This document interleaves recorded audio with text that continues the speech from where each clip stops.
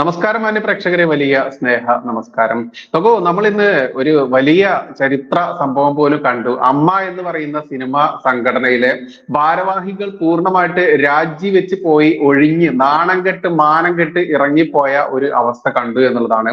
അതിലേക്കൊക്കെ വഴി തെളിച്ച ഒരു ധീര പോരാളി കൂടി ഇന്ന് നമ്മുടെ അതിഥിയായിട്ടുണ്ട്. എല്ലാവർക്കും അറിയാം, അമൃത എന്ന് പറയുന്ന നമ്മുടെ കുഞ്ഞനിയത്തിയാണ്. നമ്മുടെ അനിയത്തിമാരായാലും ചേച്ചിമാരായാലും ഇവർക്കൊക്കെ സിനിമാ മേഖലയിൽ നേരിട്ട് കൊണ്ടിരിക്കുന്ന വലിയ ഒരു ദൈന്യത, കാരണം പുറം ലോകത്തോട് പറയാൻ പോലും പറ്റാത്ത അവസ്ഥ പോലും ഉണ്ട് എന്നുള്ളതാണ് യാഥാർത്ഥ്യം.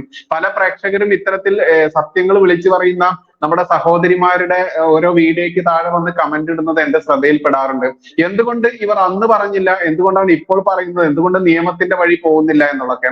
ഞാനും ജാമിത ടീച്ചർ ആയാലും അതല്ലെങ്കിൽ ഒട്ടേറെ ആളുകളൊക്കെ നൂറുകണക്കിന് കേസുകൾ ഫേസ് ചെയ്ത് പോകുന്ന ആളുകളായതുകൊണ്ട് നമ്മൾക്ക് കേസും കൂട്ടവും ഒന്നും നമ്മളെ പോലത്തെ ആളുകൾക്ക് പ്രശ്നമുള്ള കാര്യമല്ല. പക്ഷെ നിങ്ങൾ ആലോചിച്ച് നോക്കുക, നിങ്ങളുടെ വീട്ടിലെ നിങ്ങളുടെ ഒരു അനിയത്തിയായാലും നിങ്ങളുടെ ഒരു ചേച്ചിയായാലും നിങ്ങളുടെ അമ്മയായാലും അവർക്കായിരുന്നു ഈ ഒരു പ്രശ്നം വന്നതെങ്കിൽ നിങ്ങൾ ഇതേപോലത്തെ ഈ ബാലിശമായിട്ടുള്ള കമന്റുകൾ ഇട്ടുകൊണ്ട് ഇരകളെ വീണ്ടും വീണ്ടും വേദനിപ്പിക്കുമോ എന്നൊരു ചോദ്യം ചോദിച്ചുകൊണ്ടാണ് നമ്മുടെ ലൈവ് സെഷൻ തുടങ്ങുന്നത്.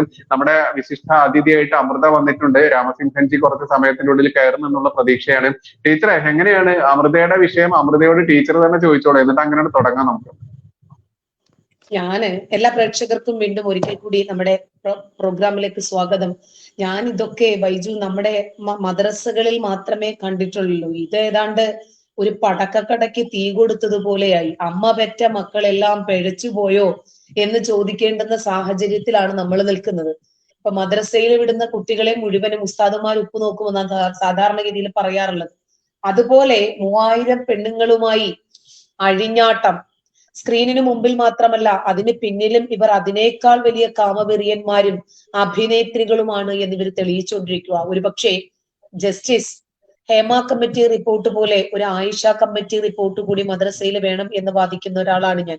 എന്തായിരുന്നാലും മലയാള സിനിമയിലെ താരങ്ങളെല്ലാം സംശയത്തിന്റെ നിഴലിലാണ്.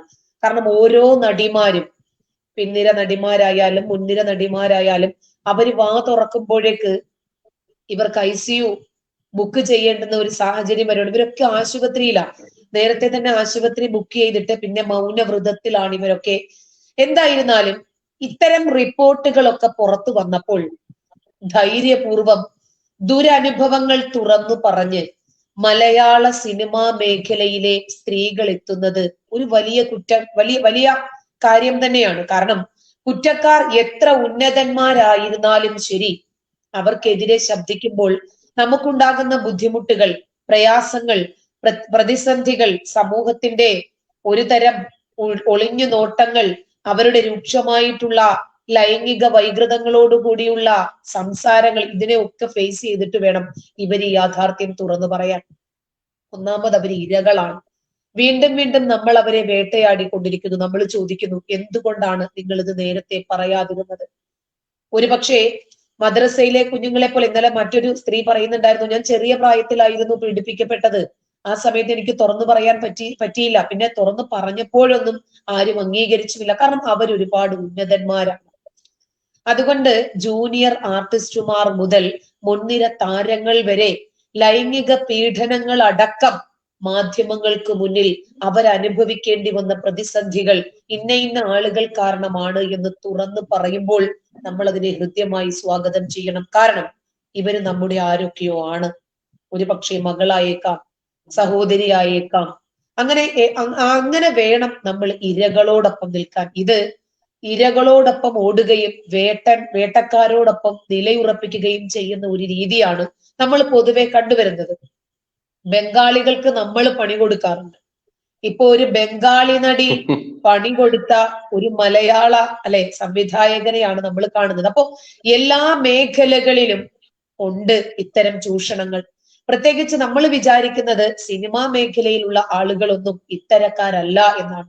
ഇപ്പോ ലൈംഗിക ആരോപണങ്ങളും അതുപോലെ തൊഴിൽ മേഖലയിലെ ചൂഷണങ്ങളും, പെണ്ണാണെങ്കിൽ ഇവരുടെ മുമ്പിൽ പിടിച്ചു നിൽക്കാനുള്ള പ്രയാസങ്ങളും ഒക്കെ നമ്മൾ അറിഞ്ഞുകൊണ്ടിരിക്കുവാണ്. രാജ്യത്ത് ആദ്യമായിട്ടായിരിക്കും ഒരുപക്ഷെ സിനിമാ മേഖലയിൽ സ്ത്രീകൾ നേരിടുന്ന ഇത്തരം പ്രശ്നങ്ങളെ കുറിച്ച് പഠിക്കാനും അതിനെ സംബന്ധിച്ച് നമുക്ക് അനുകൂലമായും പ്രതികൂലമായിട്ടുമുള്ള നമ്മുടെ പ്രതികരണങ്ങൾ രേഖപ്പെടുത്താനും അതിന് വേണ്ടുന്ന പരിഹാരങ്ങൾ നിർദ്ദേശിക്കാനും ഇവർക്കൊക്കെ തുറന്നു പറയാൻ ഒരു സാഹചര്യവും ഒക്കെ ഒരുക്കിയത് ഒരുപക്ഷെ സംസ്ഥാന സർക്കാരിന്റെ ഈ വിഷയത്തില് നമുക്ക് നന്ദി പറയാം. 2017 ജൂലൈ 1-ാം തീയതി ആണെന്ന് തോന്നുന്നു ചലച്ചിത്ര മേഖലയിൽ സ്ത്രീകൾ നേരിടുന്ന പ്രശ്നങ്ങൾ പഠിക്കുന്നതിനു വേണ്ടി ജസ്റ്റിസ് ഹേമ കമ്മീഷനെ നിയമിക്കുന്നത് തന്നെ. ഈ ഹേമ കമ്മിറ്റി റിപ്പോർട്ട് പുറത്തു വന്നതോടെ നടന്മാരായ ഒട്ടനവധി ആളുകൾക്ക് ഒരുപാട് മാറാരോഗങ്ങൾ പിടിപെട്ടുപോയി. കാരണം അവർക്ക് സംസാരിക്കാൻ പറ്റാത്ത രൂപത്തിൽ, പ്രതികരിക്കാൻ പറ്റാത്ത രൂപത്തിൽ അവർ തകർന്നുപോയി. നമ്മുടെ സിനിമാ നടൻ സിദ്ദീഖിനാണെങ്കിൽ ഒരു ഇന്റർകാസ്റ്റ് മാരേജ് ആയിരുന്നു, മകനെ കൊണ്ട് കഴിപ്പിച്ചത്. ഒരു ഹിന്ദു പെൺകുട്ടിയാണ്, ഡോക്ടറാണ്.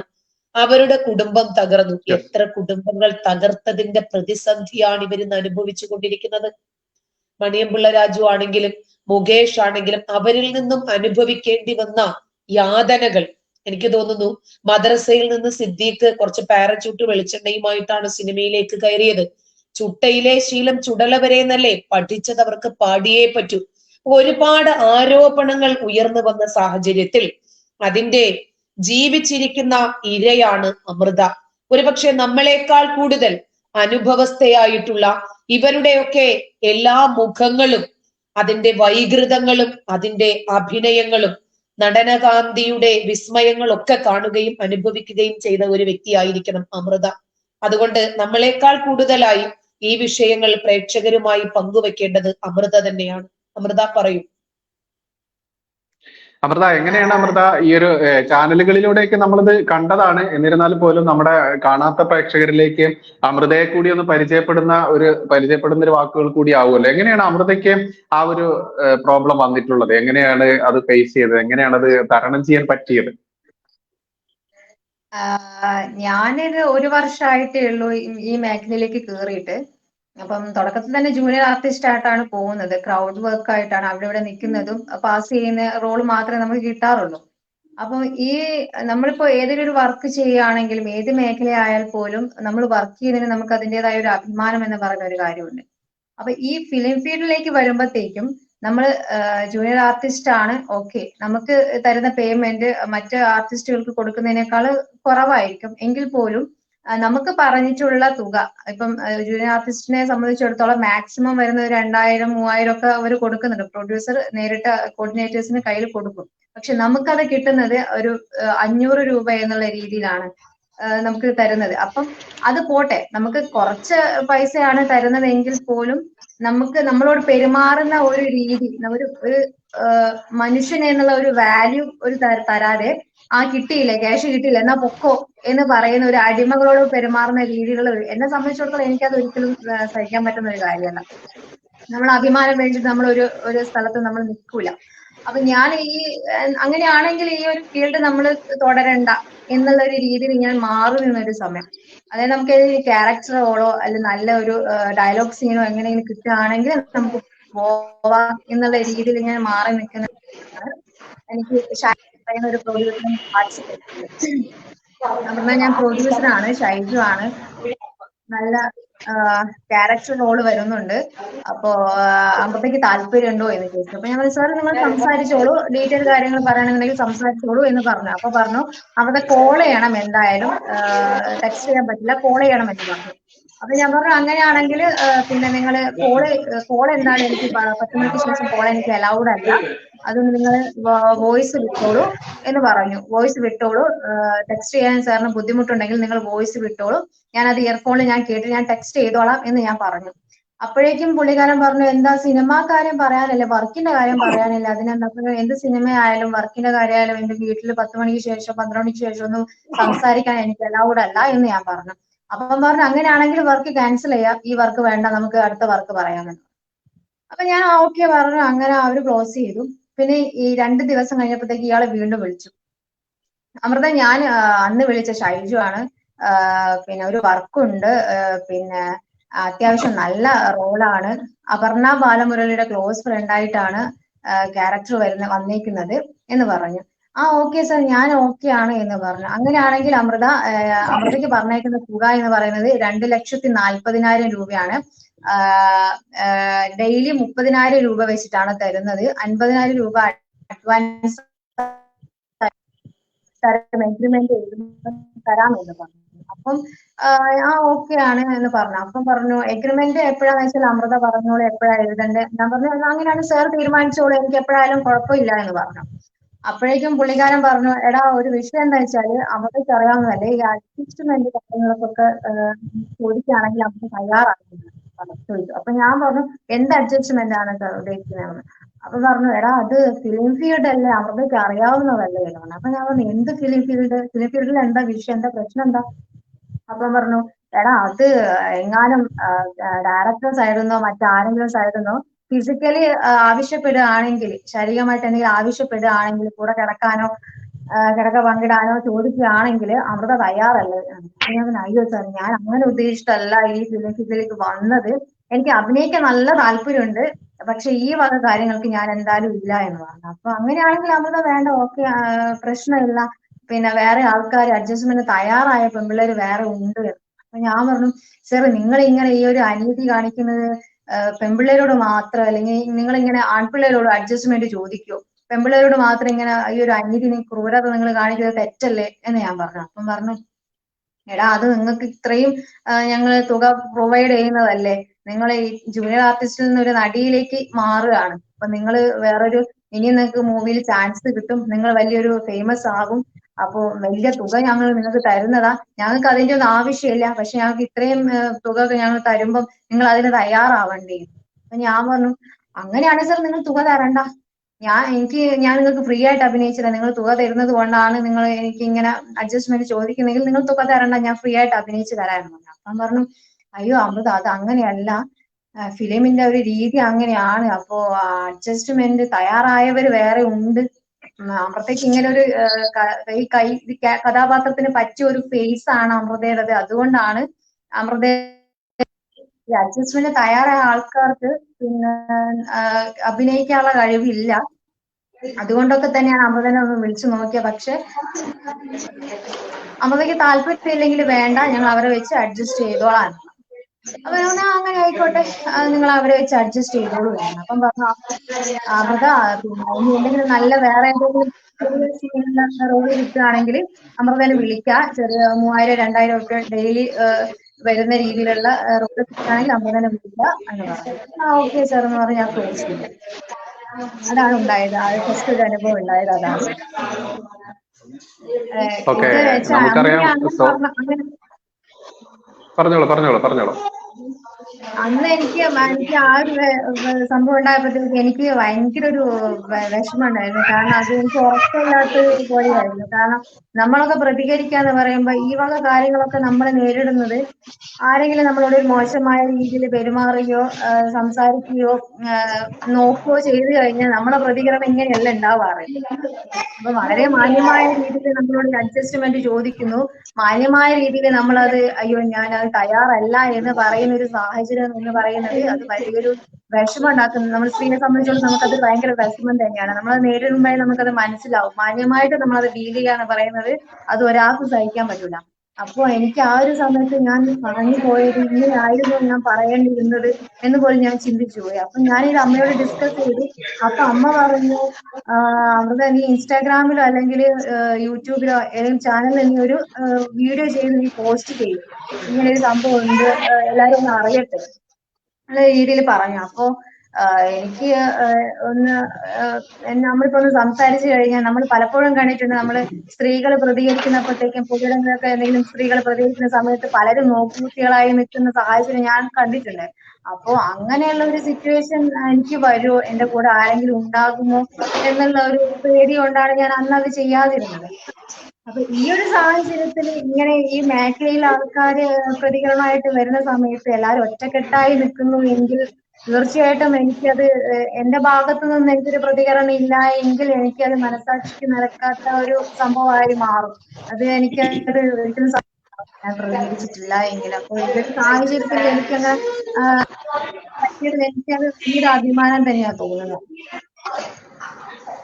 ഞാനിന്ന് അമൃതയുടെ അമ്മ രാവിലെ ബന്ധപ്പെട്ട സമയത്ത് പറഞ്ഞോളൂ. ചില കാര്യങ്ങൾ കൂടി അമൃത ഒന്ന് കുറച്ചൊരു ക്ലാരിറ്റി വരുത്തണം. ഒന്നാമത്തെ കാര്യം, ആരാണ് ഈ ഷൈജു എന്ന് പറയുന്ന വ്യക്തി? കാരണം പ്രേക്ഷകർക്ക് അറിയില്ലല്ലോ. നമുക്ക് പ്രമുഖരായിട്ടുള്ള സംവിധായകരെ സംബന്ധിച്ചിട്ടല്ലേ അറിയൂ. ഏത് സിനിമയ്ക്ക് വേണ്ടിയാണ് താങ്കളെ വിളിച്ചത്, ഏത് ലൊക്കേഷനിലാണ് വിളിച്ചത്, ഈ ഇൻസിഡന്റ് നടന്നിട്ട് എത്ര വർഷമാകുന്നുണ്ട്, ഈ സംഭവം അമ്മയല്ലാതെ മറ്റാരെങ്കിലുമായി താങ്കൾ ഈ വിഷയം പങ്കുവച്ചിട്ടുണ്ടോ? തീർച്ചയായിട്ടും അത് ഈ വർഷം തന്നെ ഫെബ്രുവരി സമയത്താണ് ഇങ്ങനെ ഒരു കോള് വരുന്നത്. എന്നോട് പ്രൊഡ്യൂസർ എന്നാ പറഞ്ഞത്. ഒരിക്കലും ഒരു പ്രൊഡ്യൂസർ നേരിട്ട് അങ്ങനെ ഒരു അഡ്ജസ്റ്റ്മെന്റ് കാര്യത്തിന് പ്രൊഡ്യൂസർ നേരിട്ട് എന്തായാലും ഏത് സിനിമയായിരുന്നു അമൃത? ഏത് സിനിമയായിരുന്നു? അപ്പൊ പ്രേക്ഷകർക്ക് അത് ഊഹിക്കാൻ പറ്റും. അത് സിനിമ ഏതാന്ന് അനൗൺസ് ചെയ്തിട്ടില്ല, പേര് അനൗൺസ് ചെയ്തിട്ടില്ല. ഓക്കെ. ഓ, അതിനു മുമ്പ് ആളെ കാസ്റ്റ് ചെയ്തോണ്ടിരിക്കുകയായിരുന്നു. അതെ അതെ അതെ, അത് ടോബിനോ ഓക്കെ ഓക്കെ. നമുക്ക് സോണിയ ചേച്ചിയിലേക്ക് ഒന്ന് പോയിട്ട് വേഗം തിരിച്ചു വരാം. കാരണം സോണിയ ചേച്ചിക്ക് വേറൊരു നാഷണൽ ചാനലിൽ കയറേണ്ടതുള്ളത് കൊണ്ട് നമുക്ക് വേഗം ഒന്ന് പോയിട്ട് വരാം. സോണിയ ചേച്ചിനെ എനിക്ക് വർഷങ്ങളായിട്ട് പരിചയമുള്ളതാണ്. ചേച്ചിയുടെ സർവീസും കാര്യങ്ങളൊക്കെ അറിയുന്നത് കൊണ്ട് തന്നെ പണ്ട് ഞാനൊരു ക്യാൻസർ പേഷ്യന്റിന്, ഒരു കുഞ്ഞു പൈതലിന്റെ കണ്ണിൽ ക്യാൻസർ പിടിച്ചതുമായി ബന്ധപ്പെട്ട വിഷയം നമ്മുടെ ചാനൽ വീഡിയോ ചെയ്തപ്പോൾ ചേച്ചി അത് തെരഞ്ഞു കണ്ടുപിടിച്ച് എന്നെ ബന്ധപ്പെട്ട് ആ കുട്ടിയുടെ ട്രീറ്റ്മെന്റ് ഒക്കെ നേരിട്ട് നടത്തിയ ഒരു സർവീസ് മേഖലയിൽ കൂടി പ്രവർത്തിക്കുന്ന ഒരു മഹാവ്യക്തിത്വമാണ് സോണിയ ചേച്ചി. അതുകൊണ്ട് എനിക്ക് പേഴ്സണലായിട്ട് അറിയുന്ന ഒരു വ്യക്തി കൂടിയാണ് ചേച്ചി. കഴിഞ്ഞ ദിവസം നടത്തിയ വലിയൊരു പ്രതികരണത്തിൽ തന്നെയാണ് ഇന്ന് സിനിമാ ലോകം ആടി ഉലഞ്ഞത് എന്നൊക്കെ പറയേണ്ടതുണ്ട്. പക്ഷെ അതിൽ ഇന്ന് നെഗറ്റീവായിട്ടുള്ള ഒരു കാര്യം ആദ്യം ഞാൻ പറയുകയാണ്. അങ്ങ് സൂചിപ്പിച്ച സിനിമാ നടൻ അല്ലെങ്കിൽ സൂപ്പർ സ്റ്റാർ ജയസൂര്യ ആയിരുന്നോ അല്ലയോ എന്നുള്ളത് തർക്കം നടന്നു. പിന്നീട് ചേച്ചി അത് ക്ലിയർ ചെയ്തു, ജയസൂര്യ അല്ല എന്നുള്ളത് ക്ലിയർ ചെയ്തു. പക്ഷെ അല്ല എന്നുണ്ടെങ്കിൽ ആരാണ് എന്ന് നമ്മൾ ചോദിക്കുന്നില്ല. ചേച്ചിയുടെ സ്വന്തം സ്വാതന്ത്ര്യമാണ്. പക്ഷെ ഇരുന്നാലും വലിയൊരു പുകമറ എന്ന രീതിയിൽ വലിയ പ്രചരണ ട്രോളുകൾ നടക്കുന്നുണ്ട്. അതൊക്കെ സൂചിപ്പിച്ചു എന്നുള്ളൂ. എങ്ങനെയാണ് ചേച്ചി ഇന്നത്തെ ഈ ഇപ്പൊ അമ്മയിലെ എല്ലാ ഭാരവാഹികളും രാജിവെച്ചു, അതുമായി ബന്ധപ്പെട്ട എല്ലാം കൂടെ ചേർക്കുമ്പോഴുള്ള പ്രതികരണം വരും? അത് നമുക്ക് ഈ ഒരു രാജിയായിട്ട് ബന്ധപ്പെട്ട് സന്തോഷമാണ്. പക്ഷെ നമ്മളൊരു സ്ട്രക്ചറിനകത്ത് നിൽക്കുമ്പോൾ ആ സ്ട്രക്ചറിനകത്ത് എന്തെങ്കിലും പ്രശ്നങ്ങൾ ഉണ്ടെങ്കിൽ സ്വാഭാവികമായിട്ടും അതിനെ ഫേസ് ചെയ്യുക എന്നുള്ളത് ജനാധിപത്യ മര്യാദയാണ്.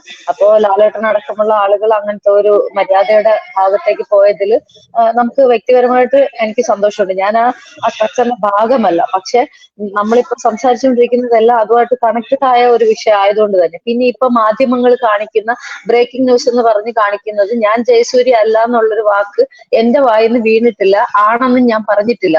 എന്നെ യൂട്യൂബിൽ വേറെ, അതായത് പ്രൈം ചാനലുകളിലൊക്കെ ഞാൻ എന്താണോ സംസാരിച്ചത് അത് തന്നെയാണ് അവർ വന്നിട്ടുള്ളത്. പക്ഷെ ഇന്നലെ ഞാൻ കൊടുത്ത ഒരു ഓൺലൈൻ മാധ്യമത്തിന് കൊടുത്തത് അവർ ചോദിക്കുന്ന ഈ കുറെ വ്യക്തികളുടെ പേര് പറഞ്ഞു, ഈ ആർട്ടിസ്റ്റിന്റെ പേര് അവർ വീണ്ടും വീണ്ടും പറഞ്ഞപ്പോ ഞാൻ പറഞ്ഞത് എന്നെ കൊണ്ട് ഇപ്പൊ നിങ്ങൾ ആരുടെ പേരും പറയിപ്പിക്കേണ്ട, ഇതാണോ എന്ന് ചോദിച്ചപ്പോ അല്ല, ഇനി ഒരുപാട് ആളുകളുടെ ഇതേപോലെ നിങ്ങൾ വീണ്ടും വീണ്ടും ചോദിക്കും, എനിക്കിതൊന്നും ആണെന്ന് സമർത്ഥിക്കാനും അല്ല എന്ന് പറയാനും ഇപ്പൊ ഞാൻ ആളല്ല എന്ന് പറയുന്ന ഒരു ഭാഗമുണ്ട്. അപ്പം ജയസൂര്യ ആണോ എന്ന് ചോദിക്കുമ്പോൾ അല്ല എന്ന് പറയുന്നത് മാത്രം എഡിറ്റഡ് ആയിട്ട് വന്നു, ബാക്കി സാധനങ്ങൾ വന്നിട്ടില്ല. പിന്നെ ഒരു കാര്യം അവർ പറയുന്നത്, പിന്നെ ഞാൻ തന്നെ പറഞ്ഞത് എന്താന്ന് വെച്ചാൽ ഒരു വ്യക്തിയുടെ പേരെടുത്ത് പറയണ്ടെന്നുള്ളതും പിന്നെ ഈ സൈബർ ബുള്ളിങ്ങും കാര്യങ്ങളും ആ വ്യക്തിക്ക് ഒരുപാട് വരുന്നത് കൊണ്ട് എനിക്ക് തന്നെ തോന്നി, ഞാൻ പേര് ആദ്യമേ ഞാൻ പറഞ്ഞിരുന്നു മാധ്യമങ്ങളോട് എനിക്ക് പേര് പറയാൻ താല്പര്യമില്ല, ബിക്കോസ് അത് ഇപ്പോഴും സൗഹൃദത്തിലിരിക്കുന്ന ഒരു വ്യക്തി ആയതുകൊണ്ട് എനിക്ക് പേര് പറയാൻ താല്പര്യമില്ല. പക്ഷെ ആ വ്യക്തി അങ്ങനെ അപ്രോച്ച് ചെയ്തിട്ടുണ്ട്, അല്ലെങ്കിൽ അങ്ങനെ ഒരു മിസ്ബിഹേവിങ് അവിടെ വന്നിട്ടുണ്ട് എന്നുള്ളത് സത്യമാണ്. അപ്പൊ അത്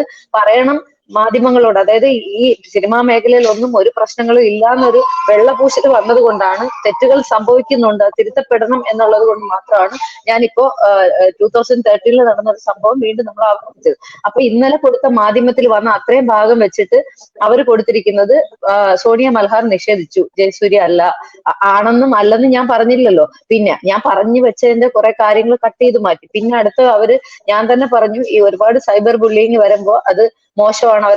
ഞാൻ ഇത്ര എന്താ പറഞ്ഞത്, അവർക്ക് ഫാമിലി ഉണ്ട്, ആ ഫാമിലിയെ അഫക്ട് ചെയ്യുന്ന രീതിയിൽ കാര്യങ്ങൾ പോകണ്ട എന്നുള്ളതാണ് ഞാൻ പറഞ്ഞത്.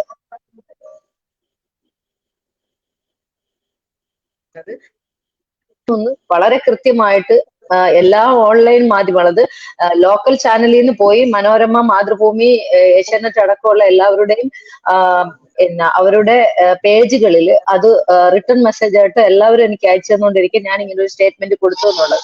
ഞാൻ ഇങ്ങനെ ഒരു സ്റ്റേറ്റ്മെന്റ് കൊടുത്തിട്ടില്ല. നാളെ ഇതിനൊരു കൃത്യമായ ഒരു ക്ലാരിറ്റി മാധ്യമങ്ങൾക്ക് മുമ്പിൽ പറയാൻ വേണ്ടി തയ്യാറാവുകയാണ്. കാരണം ഞാനിപ്പോ ആരോപണത്തിൽ നിന്ന് പിന്മാറിയെന്നും ഇതൊരു ഫേക്ക് ആയിട്ടുള്ള ഒരു സാധനം ആയിരുന്നു എന്നും എന്റെ ഡിഗ്നിറ്റിയെ ബാധിക്കുന്ന രീതിയിൽ സാധനം വന്നിരിക്കുകയാണ്. അത് എനിക്ക് സഹിക്കാൻ പറ്റില്ല. കാരണം നമ്മൾ പറഞ്ഞൊരു കാര്യം, യഥാർത്ഥത്തിൽ നടന്നൊരു കാര്യം, എന്നെ പോലെ നിൽക്കുന്ന ഒരാൾ വന്ന് പറയുമ്പോൾ ഞാൻ കാശ് മേടിച്ചു 10 ലക്ഷം വാങ്ങി 20 ലക്ഷം മേടിച്ചു, ഈ കിട്ടിയ സമയത്ത് നമ്മൾ ആളാവാൻ വന്നു, ഒരുപാട് സൈബർ ബുള്ളിങ് എനിക്കും കിട്ടുന്നുണ്ട്. ഞാനിതൊന്നും മെയിൻ ചെയ്യുന്നില്ല, അത് വേറെ കാര്യം. പക്ഷെ ഈ രീതിയിലുള്ള ചവറ് വർത്തമാനങ്ങൾ എന്നെ സംബന്ധിച്ച് എനിക്ക് വീണ്ടും ഇവിടെ നിൽക്കാനുള്ള ആളുകളാണ്. അപ്പൊ നാളെ സിനിമ കിട്ടുമോ കിട്ടൂല എന്നുള്ളതൊന്നും എന്റെ വിഷയമല്ല, ഞാൻ അതിനെപ്പറ്റി ബോധേടുമല്ലോ. അപ്പൊ അതുകൊണ്ട് ഒതുക്കലുകൾ നന്നായിട്ടുണ്ടാവുമല്ലോ. ഇത്രയും തുറന്നു പറഞ്ഞുകൊണ്ട് ചെറിയ ബ്ലോക്കേജ് കൊടുത്തപ്പോ തന്നെ ഒതുക്കിയതാണ്. അപ്പൊ പിന്നെ ഇത്രയും ആളുകളെ, വലിയ ആളുകളോടാണ് ഞാൻ ഫൈറ്റ് ചെയ്യാൻ പോകുന്നത്. സ്വാഭാവികമായിട്ടും അതിന്റേതായ ബുദ്ധിമുട്ട് എനിക്ക് ഫേസ് ചെയ്യേണ്ടി വരും, അതൊന്നും ഞാൻ കരുതുന്നില്ല. പക്ഷെ എനിക്ക് സോറി 2 minutes ഉള്ളു. 8:25 എനിക്ക് NDTV തരണം, വെരി സോറി. അപ്പൊ ഞാൻ പെട്ടെന്നൊന്ന് പറഞ്ഞ് അവസാനിപ്പിക്കുകയാണ്. നിങ്ങളോടൊപ്പം ജാമിദ ടീച്ചറും മറ്റേ കുട്ടിയോടൊക്കെ ഹായ്, അവരോടൊന്നും സംസാരിക്കാൻ പറ്റില്ല. അല്ലാണ്ട് മറ്റേ കുട്ടിയെ എനിക്കറിയില്ല, ടീച്ചറിനെ കുറിച്ച് എപ്പോഴും ഞാൻ കാണുന്നുണ്ട്, എനിക്ക് ഒരുപാട് ഇഷ്ടമാണ്. നേരിട്ട് കാണാൻ പറ്റില്ല, എപ്പോഴെങ്കിലും കാണും.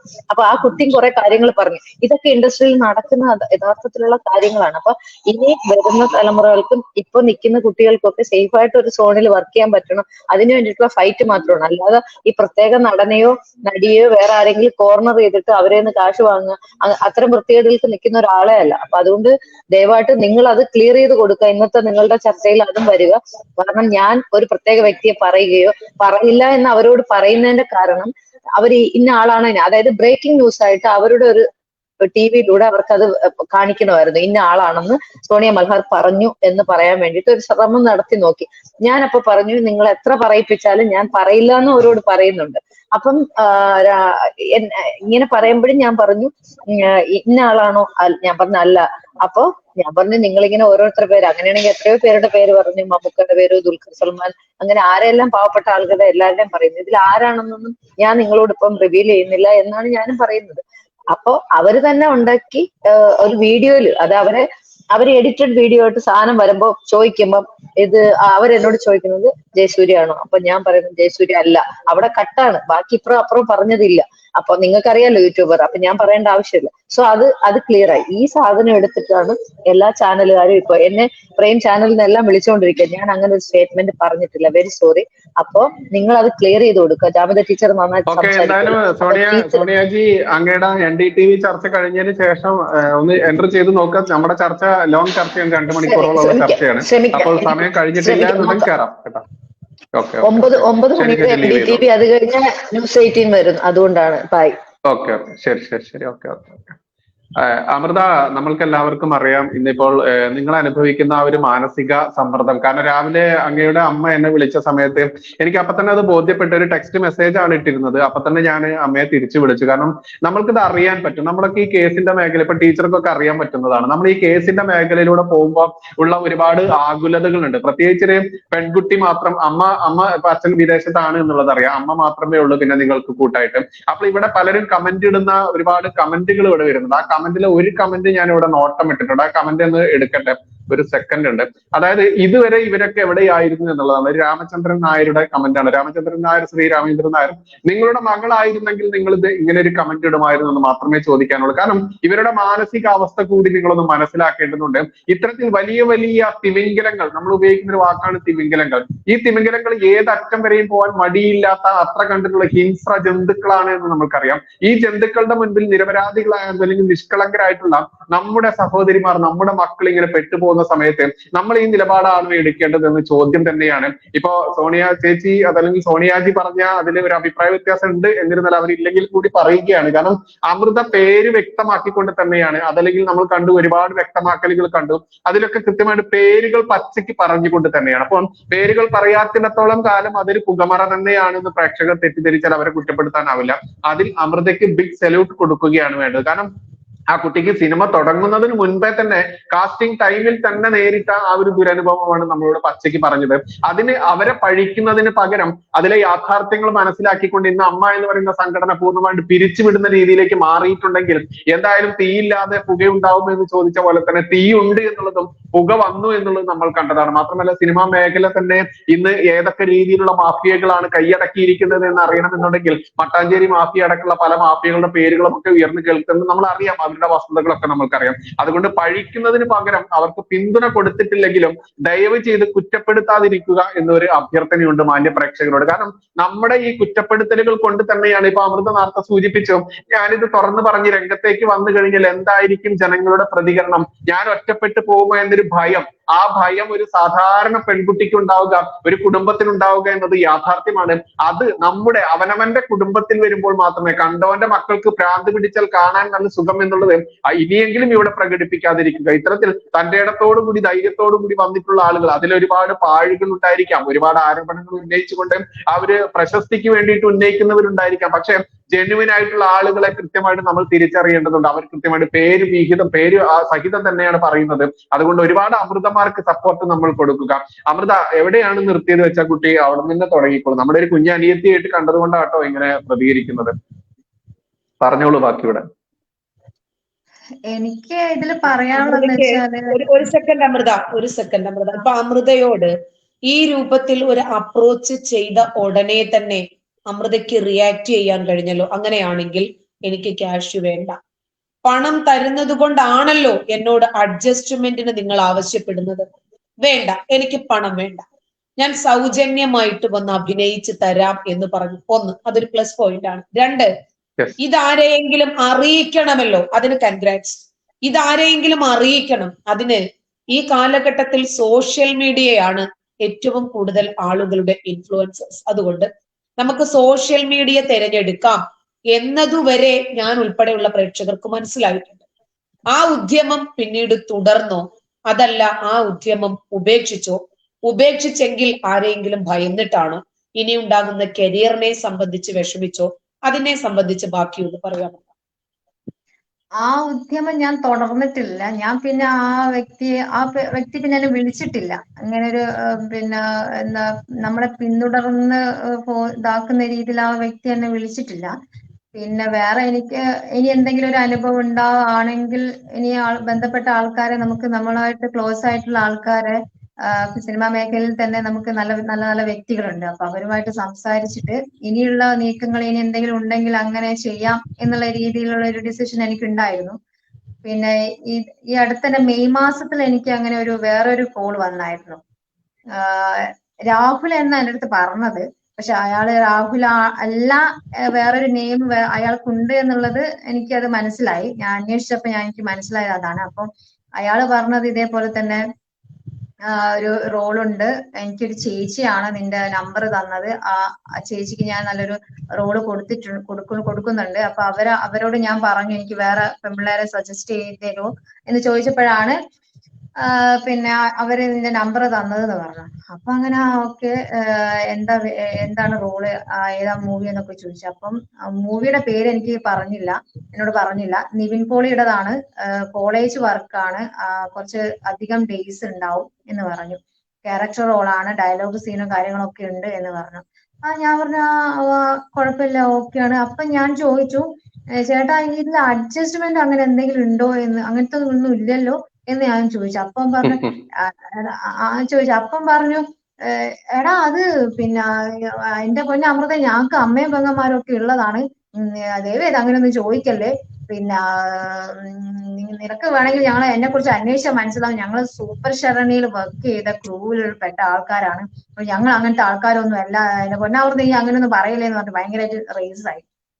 അപ്പൊ ഞാൻ പറഞ്ഞു എന്തിനെങ്കിലും ഇങ്ങനെ ചൂടാവേണ്ട ആവശ്യം എന്താ, നമ്മളെ സെക്യൂരിറ്റിക്ക് വേണ്ടിയിട്ടാണ് നമ്മൾ ചോദിക്കുന്നത്, ഇങ്ങനെ അഡ്ജസ്റ്റ്മെന്റ് ഉണ്ടോ എന്നുള്ളത് ആദ്യമേ ചോദിച്ചറിയുന്നത് അതുകൊണ്ടാണെന്ന് പറഞ്ഞു. അപ്പൊ പറഞ്ഞു എടാ അങ്ങനെയൊന്നുമില്ല, നിനക്ക് ഞങ്ങളെ വിശ്വസിക്കാം എന്നൊക്കെ പറഞ്ഞു. അപ്പൊ അങ്ങനെയാണെങ്കിൽ ഓക്കെ ആയിക്കോട്ടെ, നിങ്ങൾ എന്റെ ഫോട്ടോ നിങ്ങൾ അയച്ചു കൊടുത്തോളൂ, സെലക്ട് ആണെങ്കിൽ വിളിച്ചാൽ മതി. അപ്പൊ അവര് പറഞ്ഞു ഞങ്ങൾ എന്തായാലും വെയിറ്റ് ചെയ്യ്, എന്തായാലും ഞാൻ അറിയിക്കാം എന്ന് പറഞ്ഞു. അങ്ങനെ പിറ്റേ ദിവസം അവര് പറഞ്ഞു എടാ പിന്നെ വിളിച്ചിട്ട് പറഞ്ഞു നീ സെലക്ട് ആണ് കേട്ടോ, അഡ്ജസ്റ്റ്മെന്റ് കാര്യങ്ങളൊന്നും ഇല്ല, എന്തായാലും അമൃത ഇനി വേറെ ഏതെങ്കിലും പെൺകുട്ടികൾ ഉണ്ടെങ്കിൽ എനിക്ക് അയച്ചു തരണം, പിന്നെ വേറെ മറ്റേ തമിഴിലേക്കൊക്കെ കാസ്റ്റിംഗ് നടക്കുന്നുണ്ട്, അതിലേക്കൊക്കെ അയച്ചു കൊടുക്കാനാണ് പറഞ്ഞത്. ഞാൻ പറഞ്ഞു ഓക്കെ എന്ന് പറഞ്ഞു. അങ്ങനെ ഞാൻ 2-3 കുട്ടികളെ വിളിച്ചു. അപ്പൊ കാര്യങ്ങൾ ഞാൻ ചോദിച്ചു ഇങ്ങനെ തയ്യാറാണോ വെച്ചാൽ. അപ്പൊ അവര് എനിക്ക് ഫോട്ടോസ് അയച്ചു തന്നു. ഞാൻ എന്നിട്ട് അവർക്ക് നമ്പറും ഫോട്ടോയും അവർക്ക് അയച്ചു കൊടുത്തു. അവരെ നേരിട്ട് നിങ്ങൾ വിളിച്ചോളൂ എന്ന് ഞാൻ പറഞ്ഞു. ഈ കക്ഷിയോട്, രാഹുൽ എന്ന് പറയുന്ന ഈ കക്ഷിയോട് വിളിച്ചോളാൻ വേണ്ടി പറഞ്ഞു. അപ്പം ഞാൻ പറഞ്ഞു എന്റെ പിള്ളേരാണ്, എനിക്ക് അറിയാവുന്ന ക്ലോസ് ആയിട്ട് എനിക്ക് അറിയാവുന്ന പെൺപിള്ളേരാണ്, അവരെ ബുദ്ധിമുട്ടിക്കൊന്നും ചെയ്യരുത്, കാരണം ഈ അഡ്ജസ്റ്റ്മെന്റ് കാര്യം അങ്ങനത്തെ തമിഴിലേക്കൊക്കെ അഡ്ജസ്റ്റ്മെന്റ് ഒക്കെ ചോദിക്കും, അപ്പൊ അങ്ങനത്തെ ഇതിലേക്കൊന്നും കൊണ്ടുപോകരുത്, കാരണം അവർ അങ്ങനെ പോകുന്ന ആൾക്കാരല്ല എന്ന് ഞാൻ പറഞ്ഞായിരുന്നു. അപ്പൊ ഓക്കേടാ ഞാൻ നോക്കിക്കോളും, ഞാനല്ലേ കൂടെ ഉണ്ടാവുന്നത്, അത് നിങ്ങൾക്ക് ഒരു പോറൽ ഏൽക്കാതെ ഞാൻ നോക്കിക്കോളും എന്ന് പറഞ്ഞു. ഓക്കെ എന്ന് പറഞ്ഞു. അങ്ങനെ ഇവര് പെൺപിള്ളേരെ വിളിച്ചു, അവര് ഡീൽ ഓക്കെ ആക്കി, എല്ലാം കഴിഞ്ഞു. എന്നിട്ട് എന്നെ വിളിച്ചിട്ട് പറഞ്ഞു, എടാ ഞാൻ അവരെ വിളിച്ചായിരുന്നു, പാവം പെൺപിള്ളേരാണ്, പിന്നെ ഞാൻ അഡ്ജസ്റ്റ്മെന്റ് കാര്യങ്ങളൊക്കെ ഒഴിവാക്കി കൊടുത്തിരിക്കുന്നു എന്ന് പറഞ്ഞു എന്റെ അടുത്ത്. ഈ ടൊവിനോടെ ഈ നിവിൻ പോളിയുടെ ഈ മൂവിയിൽ തന്നെ അഡ്ജസ്റ്റ്മെന്റ് കാര്യങ്ങളൊക്കെ ഞാൻ ഒഴിവാക്കി കൊടുത്തിട്ടുണ്ട് എന്ന് പറഞ്ഞു. അപ്പൊ ഞാൻ ചോദിച്ചില്ല, എന്റെ മനസ്സിൽ ഞാൻ വിചാരിച്ച കാര്യം എന്ന് വെച്ചാൽ ഇവര് ഈ അഡ്ജസ്റ്റ്മെന്റ് കാര്യങ്ങളൊന്നും ഇല്ലാത്ത ടീമാണ്, വളരെ നീറ്റായിട്ട് വർക്ക് ചെയ്യുന്ന ആൾക്കാരാണ്, അങ്ങനത്തെ ക്രൂ ആണ് എന്ന് പറഞ്ഞിട്ടാണ് നമ്മളോട് പറഞ്ഞത്. പിന്നെ എന്തിനാ ഈ അഡ്ജസ്റ്റ്മെന്റ് ഒഴിവാക്കി കൊടുത്തു എന്ന് പറയുന്നത് ഞാൻ ചിന്തിച്ചു. അപ്പം ഞാൻ ഈ പെൺപിള്ളേരെ വിളിച്ചിട്ട് ഞാൻ പറഞ്ഞു, എടാ ഇവര് ഉഡായിപ്പാണോ നമുക്ക് ജെന്യൂൻ ആണോ നമുക്ക് അറിയൂല, ജസ്റ്റ് ഒന്ന് ശ്രദ്ധിച്ചേക്ക്, ഒന്ന് ഹോൾഡ് ചെയ്ത് പിടിച്ചേക്ക്, കുറച്ച് ദിവസം നീട്ടി സംസാരിച്ചോ, നമുക്ക് ഇവരെ കുറിച്ച് അന്വേഷിക്കണം എന്ന് ഞാൻ പറഞ്ഞു. അപ്പൊ അവര് പറഞ്ഞു ഓക്കെ നമുക്ക് അത് നോക്കാം എന്ന് പറഞ്ഞു. അങ്ങനെ കുറച്ച് ദിവസം കഴിഞ്ഞപ്പോൾ ഇവര് വീണ്ടും രാഹുൽ വിളിച്ചിട്ട് പറഞ്ഞു, എടാ എങ്ങാനും അഡ്ജസ്റ്റ്മെന്റോ കാര്യങ്ങളോ ചോദിക്കുകയാണെങ്കിൽ, തമിഴിലൊക്കെ കാസ്റ്റ് ചെയ്യുന്നതല്ലേ, അങ്ങനെ ചോദിക്കുകയാണെങ്കിൽ ഇവര് തയ്യാറാവൂ എന്നൊന്ന് ചോദിക്കുമെന്ന് പറഞ്ഞു എന്റെ അടുത്ത്. അപ്പൊ ഞാൻ പറഞ്ഞു എനിക്ക് അങ്ങനെ കൂട്ടിക്കൊടുപ്പുള്ള പണിയില്ല, ഞാൻ അങ്ങനെ ഒരു പെൺകുട്ടിയുടെ മുഖത്ത് നോക്കി അഡ്ജസ്റ്റ് ചെയ്യുമോ എന്ന് ചോദിക്കാന്ന് പറയുന്നത് എനിക്ക് എന്റെ സംസ്കാരത്തിൽപ്പെട്ട കാര്യമല്ല, ഞാൻ അതൊരിക്കലും ചോദിക്കൂല എന്ന് ഞാൻ പറഞ്ഞു. അപ്പോഴേക്കും എടാ ഈ ഒന്ന് ചോദിക്കുക, അതാ മറ്റേ എനിക്ക് ഭയങ്കരമായിട്ട് ഇറിറ്റേഷൻ ആയി. അപ്പോഴേക്കും ഞാൻ ഫോൺ കട്ട് ചെയ്തിട്ട് എനിക്ക് ഈ വാട്സപ്പിലൊക്കെ പ്രൊഫൈൽ ഇമോജി, മറ്റേ ആംഗ്രിയുടെ ഇമോജി വെക്കുന്ന ഒരു ശീലമുണ്ട് പ്രൊഫൈലില്. ഇടയ്ക്ക് ദേഷ്യം വരുമ്പോഴത്തേക്കും ഞാൻ അത് വെക്കും. പക്ഷെ ആ ഒരു ടൈമിലെങ്കിലും അത് ഒഴിവാക്കണം എന്ന് ഞാൻ വിചാരിച്ച, പക്ഷെ ഇയാൾ അത് സമ്മതിച്ചില്ല. എനിക്ക് ഭയങ്കരമായിട്ട് എന്താ വെച്ചാൽ മെന്റലി എനിക്കത് ഭയങ്കര പ്രശ്നമായിരുന്നു. അപ്പൊ ഞാൻ പിന്നെ അങ്ങനെ ഒരു ഇമോജി അവിടെ ഇട്ടു. അതിട്ടപ്പോഴത്തേക്കും പുള്ളിക്കാരൻ വാട്സപ്പിൽ പിന്നെ എന്നെ കോണ്ടാക്ട് ചെയ്യുന്നില്ല. പുള്ളിക്കാരൻ ഒന്നും മടിച്ചു എന്നോട് സംസാരിക്കാനൊക്കെ. അപ്പം ഞാൻ ഫിലിം ഇൻഡസ്ട്രിയിൽ വേറൊരു രാഹുൽ എന്ന് പറയുന്ന ഒരു ചേട്ടനുണ്ട്. ആ ചേട്ടനോട് തൃശ്ശൂരുള്ള ഒരു ആളാണ്. അപ്പൊ ആ ചേട്ടനോട് ഞാൻ പറഞ്ഞു, ചേട്ടാ ഇങ്ങനെ രാഹുൽ എന്ന് പറയുന്നുള്ള ഒരു പിന്നെ ആളിങ്ങനെ വിളിച്ചിട്ടുണ്ട്, സൂപ്പർ ശരണിയുള്ള ക്രൂ ആണ് എന്നാ പറഞ്ഞത്, ചേട്ടൻ എന്തെങ്കിലും അറിയോ ഇവരെ പറ്റി? സൂപ്പർ ശരണിയുള്ള ആൾക്കാരാണെങ്കിൽ എനിക്ക് അറിയാലോ, അതിലുള്ള ക്രൂവിനെ എനിക്ക് അറിയാലോ, ഞാൻ നേരിട്ട് അവരുടെ ഞാൻ ചോദിച്ചറിഞ്ഞോളെ ആരാ എന്താന്നൊക്കെ, ഇയാളുണ്ടോ എന്നൊക്കെ. അപ്പൊ അങ്ങനെ അവർ അന്വേഷിച്ചപ്പോ അവര് പറഞ്ഞതെന്ന് വെച്ചാൽ, എന്റെ പൊന്നമൃതേ, അവരൊക്കെ പറഞ്ഞേക്കുന്നത് പിന്നെ അങ്ങനെ ഒരു പയ്യനുണ്ടെങ്കിൽ അയാള് വളരെ ശ്രദ്ധിക്കേണ്ട ആളാണ്, പിന്നെ ഇങ്ങനെ പെൺപിള്ളേരെ വിളിച്ചിട്ട് ഇങ്ങനെ ട്രാപ്പിലാക്കുക, പിന്നെ പ്രേമത്തോടെ സംസാരിക്കുക, നീ എന്റെ അല്ലേ, പിന്നെ നീ എപ്പോഴും എന്റെ കൂടെ തന്നെ ഉണ്ടാവണം, നിനക്ക് ഡ്രസ്സും കാര്യങ്ങളൊക്കെ പിന്നെ എടുത്തു തരും എന്നൊക്കെ പറഞ്ഞിട്ട് കൂടെ നിൽക്കുക, എന്നിട്ട് അവരെ ട്രാപ്പിലാക്കുക, ഒരു തെറ്റും ചെയ്യാതെ പെൺപിള്ളേരെ മോശമായ രീതിയിൽ ചിത്രീകരിക്കുന്ന രീതിയിലുള്ള പ്രവർത്തനം ഉണ്ടാക്കുക, ഇവന്റെ കൺട്രോളിൽ റൂം എടുത്തു കൊടുക്കുക, ഇവനാണ് കൺട്രോൾ ചെയ്യുക, മേലുള്ള ആൾക്കാരായിട്ട് കൺട്രോൾ ചെയ്യാൻ സമ്മതിക്കൂല. ഇവൻ കൊണ്ടുവരുന്ന പെൺപിള്ളേരെ ഇവന്റെ കൺട്രോൾ വരുത്തിയിട്ട് റൂമും കാര്യങ്ങളൊക്കെ സെറ്റാക്കി കൊടുക്കുക എന്നുള്ള, പെൺപിള്ളേർക്ക് മൊത്തം മോശപ്പേര് ഉണ്ടാക്കുന്ന രീതിയിലുള്ള പ്രവർത്തനം നടത്തുന്നുണ്ട് എന്നൊക്കെ പറഞ്ഞു. അതുകൊണ്ടൊന്ന് ശ്രദ്ധിച്ചോളാൻ വേണ്ടി പറ, അവനെ ബ്ലോക്ക് ചെയ്തിട്ടേക്കാൻ വേണ്ടി പറയാൻ വേണ്ടി പറഞ്ഞു. അപ്പൊ അങ്ങനെ ഇത് ഞാൻ എന്ത് ചെയ്തു, പെൺപിള്ളേർക്ക് ഞാൻ ഷെയർ ചെയ്ത് കൊടുത്തു, ഈ വോയിസ് ഞാൻ ഷെയർ ചെയ്ത് കൊടുത്തു. അപ്പൊ അവര് ശ്രദ്ധിച്ചോളാം എന്ന് പറഞ്ഞു. അപ്പൊ ഈ രാഹുൽ എന്ന് പറയുന്ന ഈ കക്ഷി പേര് രാഹുൽ ആണോ എന്ന് പോലും ഡൗട്ട് ഉണ്ട്. കാരണം ഇപ്പം ഈ ഒരു സംഭവം പ്രതികരണം വന്നപ്പോഴത്തേക്കും സുപ്രഷനിൽ വർക്ക് ചെയ്ത ക്രൂവിലുള്ള 2-3 രാഹുലുണ്ട്. അപ്പൊ ഇവരാരും അല്ല എന്നുള്ള രീതിയിൽ എനിക്ക് മനസ്സിലായി. കാരണം ആ രാഹുൽ അല്ല ഈ ഇതിൽപ്പെട്ട രാഹുലൊന്നും എന്നെനിക്ക് മനസ്സിലായി. കാരണം അവര് എന്നെ വിളിച്ചു, കാരണം നമുക്കറിയാലോ ആ സെയിം സൗണ്ട് അല്ല ഈ സൗണ്ട് തമ്മിൽ വ്യത്യാസമുണ്ട്. അപ്പോ ഞാൻ പറഞ്ഞു, നിങ്ങളല്ല ചേട്ടാ, ഞാൻ ഉദ്ദേശിച്ചത് നിങ്ങളല്ല, വേറെ ആളാ. അപ്പൊ അങ്ങനെയാണെങ്കിൽ ഇത് രാഹുൽ ആയിരിക്കില്ല, വേറെ ആരും ആണ്, വേറെ ഏതോ പേരുള്ള ആളാണ് എന്നുള്ള രീതിയാണ് എനിക്ക് കിട്ടിയൊരു ഇത്. അപ്പം ഇത് ആരാണ് കറക്റ്റ് ആരാണ് എന്നുള്ള എനിക്ക് കറക്റ്റ് ആയിട്ട് എനിക്ക് അറിയണം. അതിന്റെ ഒരു വാശിയാണ്. ഇതിനെതിരെ എനിക്ക് എന്തായാലും അയാൾക്കെതിരെ എന്തായാലും ഞാനൊരു പരാതി എന്തായാലും മൊഴി ഞാൻ രജിസ്റ്റർ ചെയ്യാനുള്ള ഒരു പരിപാടിയിലാണുള്ളത്, തീരുമാനത്തിലാണുള്ളത്. ഓക്കെ. Okay okay. രാമസിംഹൻജി, അങ്ങയോട് കൂടുതലൊന്നും ചോദിക്കേണ്ട ആവശ്യമില്ല. കാരണം ഇന്നിപ്പോ AMMA എന്ന് പറയുന്ന ആ ഒരു സംഘടന, അമ്മ എന്ന് പോലും പറയാൻ പറ്റില്ല, കാരണം നമുക്കൊക്കെ അമ്മയും പെങ്ങന്മാരും മക്കളും പെൺകുട്ടികളൊക്കെ ഉള്ളതാണ്. അതുകൊണ്ട് അമ്മ എന്ന് പറയുന്ന വാക്കിനെ നമുക്ക് ദുരുപയോഗപ്പെടുത്തണ്ട, നമുക്ക് AMMA എന്ന് തന്നെ പറയാം. ഇനി വേറെ വല്ല കോഴിക്കോട് എന്നോ അത് തിരുത്തി പറഞ്ഞാലും മതി. എന്തായാലും ഒരു സംവിധായകൻ എന്നുള്ള രീതിയിൽ തന്നെ അങ്ങയുടെ ആ ഒരു എക്സ്പീരിയൻസ് ആരും ചോദിക്കേണ്ടതില്ല. സാർ, പല ആരോപണങ്ങളും വന്ന സമയത്തൊക്കെ ഇപ്പോ ഈ പറയുന്ന സിദ്ദീഖ് അടക്കമുള്ള ആളുകൾ വെള്ളക്കുപ്പായം ഇട്ട് വന്നുകൊണ്ട് വെളുക്കെ ചിരിച്ചുകൊണ്ട് പറഞ്ഞ ഒരു കാര്യമുണ്ട്, സിനിമയിൽ ഇങ്ങനെ ഇല്ല എന്നുള്ളത്. അതിനെ സാധൂകരിക്കാൻ വേണ്ടി ജോമോൾ അടക്കമുള്ള സിനിമാ നടിമാരെ ഇരുത്തിക്കൊണ്ട് അവരെ കൊണ്ട് പറയിപ്പിക്കുക എന്നുള്ളത്. മാത്രമല്ല മഞ്ജു വാര്യർ അടക്കമുള്ള സ്ത്രീകളെ കൊണ്ട് മുൻപ് പറയിപ്പിച്ചിട്ടുണ്ട്. ഇങ്ങനെ സിനിമയിൽ എനിക്കൊന്നും ഉണ്ടായിട്ടില്ല, ഞാൻ ഇതുവരെ കണ്ടിട്ടില്ല എന്നുള്ള രീതിയിൽ വളരെ അതിനെ ഒരു ലഘൂകരിച്ച് കൊണ്ടുവരുന്ന ഒരു സിസ്റ്റം നമ്മളൊക്കെ കണ്ടിട്ടുണ്ട്. സിനിമയിൽ ഉണ്ടോ സാർ ഇത്? അത് എങ്ങനെയാണ് സാറിന്റെ ഒരു എക്സ്പീരിയൻസ്? വർഷങ്ങളുടെ എക്സ്പീരിയൻസ് ഉണ്ടല്ലോ. സിനിമയിൽ ഇത് ഉണ്ട് ബിജു. ഇത് സിനിമ തുടങ്ങിയ കാലത്ത് അന്ന് മുതലാളി എന്നാ വിളിക്കുക, സിനിമയുടെ പ്രൊഡ്യൂസർമാരെ മുതലാളി എന്നാ വിളിക്കുക. ഈ മുതലാളിമാരെയാണ് അന്ന്, മുതലാളിമാരെ തൃപ്തിപ്പെടുത്തിയാലേ അന്ന് സിനിമയിൽ അഭിനയിക്കാൻ പറ്റുള്ളൂ. ഇത് എൻ്റെ ഒരു അനുഭവം, ഞാൻ 77 മുതൽ സിനിമയിലുണ്ട്. അപ്പൊ നല്ല സിനിമയിൽ ഞാൻ ബാലനടനായിട്ട് വന്നതാണ്. അത് കഴിഞ്ഞിട്ട് എൻ്റെ സിനിമയിൽ കൂടുതലും കിളവികളെ ഉണ്ടായിരുന്നു.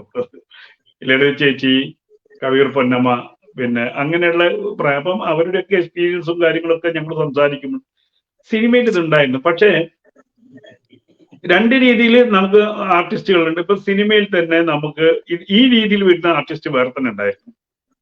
ഇങ്ങനെ, അതായത് അന്ന് ഇപ്പൊ നമുക്ക് വേശ്യകൾ എന്ന് പറയുന്ന ഒരു സ്ട്രീറ്റ് വേശ്യയെ പോലെ ആവുന്നതിന് പകരം ഈ സിനിമയിലൂടെ വേശ്യാവൃത്തി നടത്തുന്ന ഒരു സമൂഹം ഉണ്ടായിരുന്നു. തുറന്നു പറയുന്നതിൽ ആർക്ക് വിഷമം തോന്നരുത്, അങ്ങനെ ഉണ്ടായിരുന്ന സമൂഹമുണ്ട്.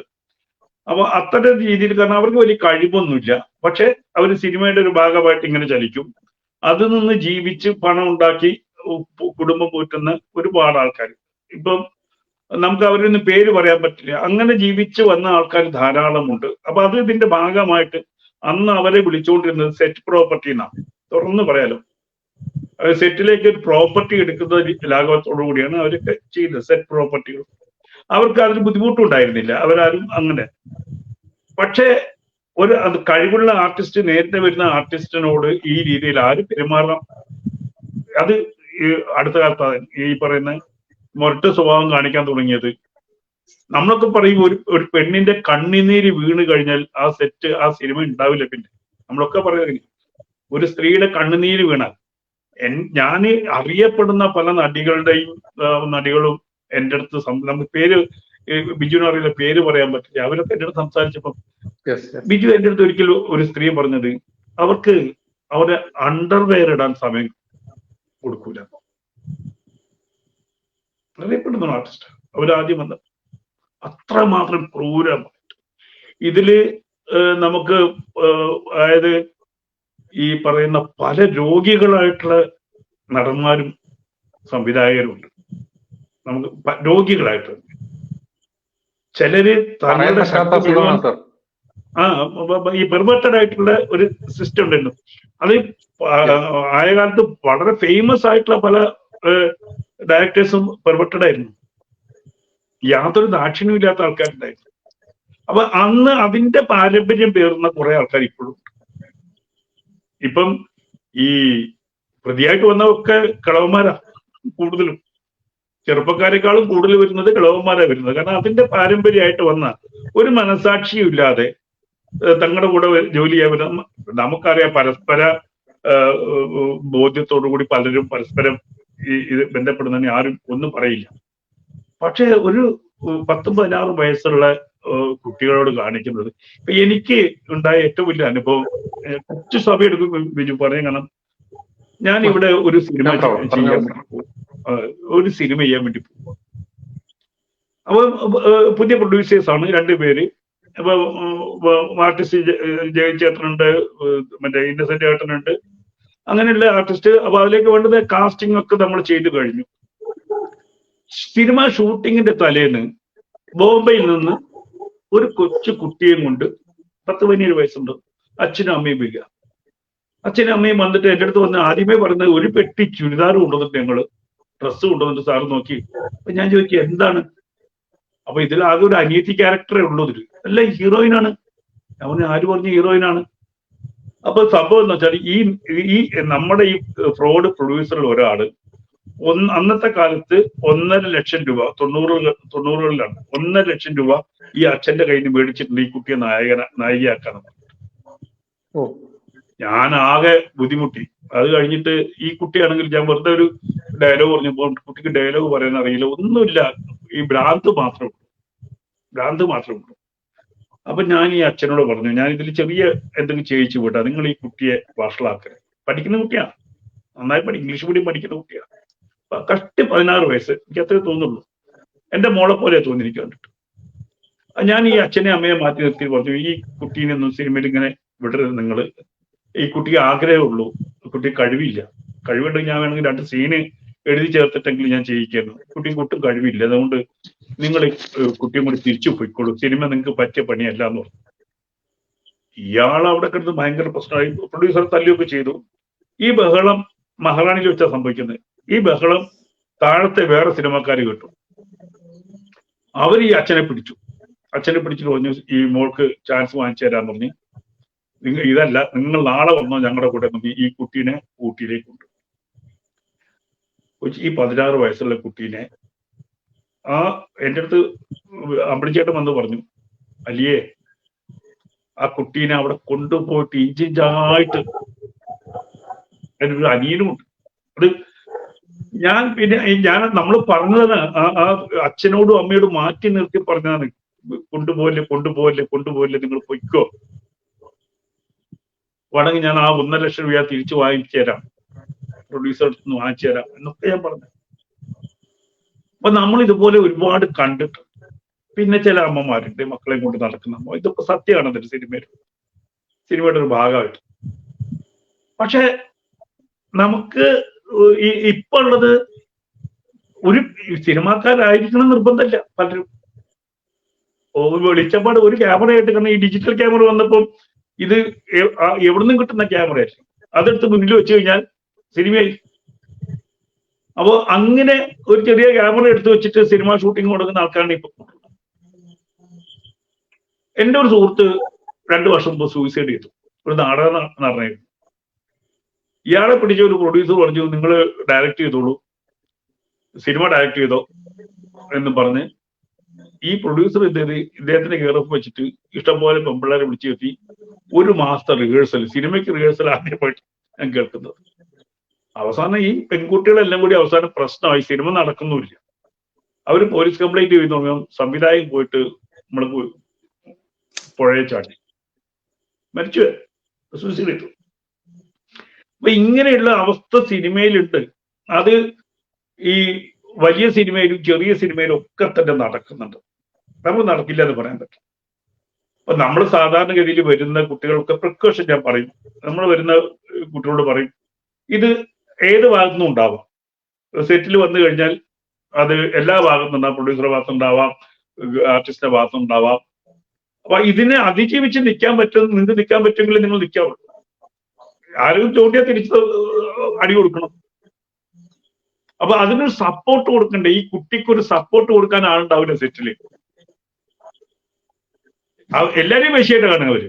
ഈ വരുന്ന ആൾക്കാരെ മുഴുവൻ ആ രീതിയിലൊക്കെ ആക്കാൻ വേണ്ടിയിട്ടുള്ള ഒരു ശ്രമം നടക്കുക. അതായത് ഇതിൽ ഏറ്റവും ഘടകം എന്ന് പറഞ്ഞിട്ടുണ്ടെങ്കിൽ ഈ പ്രൊഡക്ഷൻ മാനേജർമാര്, എക്സിക്യൂട്ടീവുകൾ, അവരെ കയ്യിലാണ് ഈ ഫോട്ടോസ് ഉണ്ടാവുക. സാറേ ഇത് മതിയോ? അപ്പൊ പ്രൊഡ്യൂസർക്ക് കിട്ടുമോ, നടക്കുമോ, അഡ്ജസ്റ്റബിൾ ആണോ? അപ്പൊ ഇവർക്ക് ഈ പ്രൊഡ്യൂസറെ പിടിക്കാനും ഈ സിനിമ നടക്കാനും വേണ്ടിയിട്ടുള്ള എന്താണ് ആദ്യത്തെ പ്രോപ്പർട്ടീസ് ആണ് ഈ പെൺകുട്ടികൾ. ഷൂട്ടിങ്ങിലേക്ക് എത്തിക്കാനുള്ള, ഈ പ്രൊഡ്യൂസറെ ഇതിലേക്ക് വലിച്ചിടാനുള്ള ആദ്യത്തെ മരുന്ന് പെൺകുട്ടികളാണ്. അങ്ങനെ ഉപയോഗിച്ച ഇപ്പൊ നമുക്കൊക്കെ ബിജു, ഞാനിപ്പോ സിനിമയിലാണ്ട് 10-14 കൊല്ലായി. എന്നോട് ചോദിക്കും, സാറിന് അനൗൺസ് ചെയ്ത ഇഷ്ടംപോലെ കുട്ടികൾ വരുമല്ലോ, നമുക്ക് സിനിമ ഉണ്ടായിക്കൂടെ എന്ന് ചോദിക്കും. അങ്ങനെ ഇഷ്ടംപോലെ സിനിമ ഉണ്ടാക്കുന്നവരുണ്ട്, പണം ഉണ്ടാക്കുന്നവരുണ്ട്, ഈ പുതുമുകളെ കയ്യിൽ നിന്ന് പണം മേടിക്കുന്നവരുണ്ട്, ലക്ഷങ്ങൾ മേടിച്ചിട്ട് ഇപ്പൊ സിനിമ ഒരു ക്രേസ് ആയിട്ട് ഭാര്യയുടെ താലി വേണം കൊണ്ടുപോയി പണയം വെച്ചിട്ട് പാട്ട് എഴുതിയ ആളെ എനിക്കറിയാം. പാട്ട് എഴുതാൻ വേണ്ടിയിട്ട് അയാൾ 1 ലക്ഷം രൂപ കൊടുത്തു ഒരു പാട്ട് എഴുതി കിട്ടാൻ സിനിമയിൽ. അപ്പൊ അത്രയും ക്രേസ് ആയിട്ട് വരുന്നവരെ ഇവർക്ക് പെട്ടെന്ന് ഹാൻഡിൽ ചെയ്യാൻ അറിയാം. ഈ ക്രേസ് കുത്തിട്ട് വരുന്നത് പിന്നെ നമുക്ക് രക്ഷിച്ചെടുക്കാൻ പറ്റില്ല. അതേ സമയത്ത് അല്ലാത്തതാണെങ്കിലോ അവരിതേപോലെ പറയും പറ്റില്ല എന്ന് പറഞ്ഞാൽ നമുക്ക് രക്ഷപ്പെടാം, ജീവൻ നമുക്ക് രക്ഷപ്പെടാം. പിന്നെ സിനിമ വേണമെങ്കിൽ കുറച്ച് കാത്തു നിൽക്കണം. നല്ല ആൾക്കാരൊക്കെ വരുമ്പോൾ ചിലപ്പോൾ അവർക്ക് ഭാഗ്യമുണ്ടെങ്കിൽ പ്രയത്നിക്കുകയാണെങ്കിൽ അവർക്ക് വർക്ക് കിട്ടും. അത് കുഞ്ഞു കുഞ്ഞു വേഷം. ഈ ഒന്നാമത്തത് ഈ പറയുന്ന എക്സ്ട്രാ പണി ഉണ്ടല്ലോ, ഒരു 2000 ഇവർക്ക് 2000 രൂപ വാങ്ങിയിട്ട് 500 രൂപ കൊടുക്കുക. അപ്പൊ എക്സ്ട്രാ ആയി. രാമസിംഹൻജി, ഇപ്പൊ പ്രധാനമായിട്ടും അമൃത 1 വർഷം സിനിമയിൽ അഭിനയിച്ച പെൺകുട്ടിയാണ്. അപ്പൊ ആ കുട്ടിയോട് ഒരു ഷൈജു എന്ന് പറയുന്ന ഒരു വ്യക്തിയാണ് ചോദിക്കുന്നത്, അഡ്ജസ്റ്റ്മെന്റിന് തയ്യാറാണോ? അതുകൊണ്ടാണ് അതാണ് നമുക്ക് അറിയേണ്ടത്. അതാണ് അറിയേണ്ടത്. അത് ചോദിക്കാം. 2,40,000 രൂപയാണ് ഈ പെൺകുട്ടിക്ക് വേതനം നിശ്ചയിച്ചത്. അപ്പോ അമൃത പറയുന്നു, എനിക്ക് ആ പൈസ വേണ്ട, ആ പൈസയ്ക്ക് വേണ്ടിയാണ് അഡ്ജസ്റ്റ്മെന്റിന് പറയുന്നതെങ്കിൽ ഞാൻ ഫ്രീ ആയിട്ട് വന്ന് അഭിനയിച്ചു തരാം, താങ്കൾക്ക് ഇനിയും തമിഴ് സിനിമയിലേക്കൊക്കെ അഭിനയിക്കാൻ അവസരങ്ങൾ കിട്ടുമെന്ന് പറയുന്നു. ഇതൊക്കെ ഒരുപക്ഷെ വീഴ്ത്താൻ വേണ്ടി ഇല്ലേ, ഇറച്ചി കഷ്ണം കഷ്ണം കാണിച്ചിട്ട് പട്ടിയെ വലിക്കും 2 ലക്ഷം ആരും കൊടുക്കില്ല. ഒരു പുതിയ കൊടുക്കില്ല. ശരി, 400 രൂപ എനിക്ക് ആദ്യം സിനിമ. രാമസിംഹൻജി, ചോദിക്കാനുള്ളത് 3 കാര്യങ്ങളാണ്.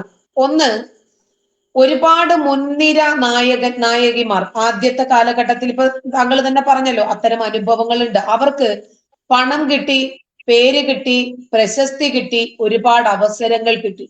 അത് കിടന്നു കൊടുത്തത് കൊണ്ടാണെങ്കിലും ശരി, അല്ലെങ്കിലും ശരി. ഇനി അങ്ങനെ ദുരനുഭവമുള്ള അത്തരക്കാരൊന്നും ഇതുവരേക്കും പ്രതികരിച്ച് കണ്ടില്ല ശക്തമായ രൂപത്തിൽ.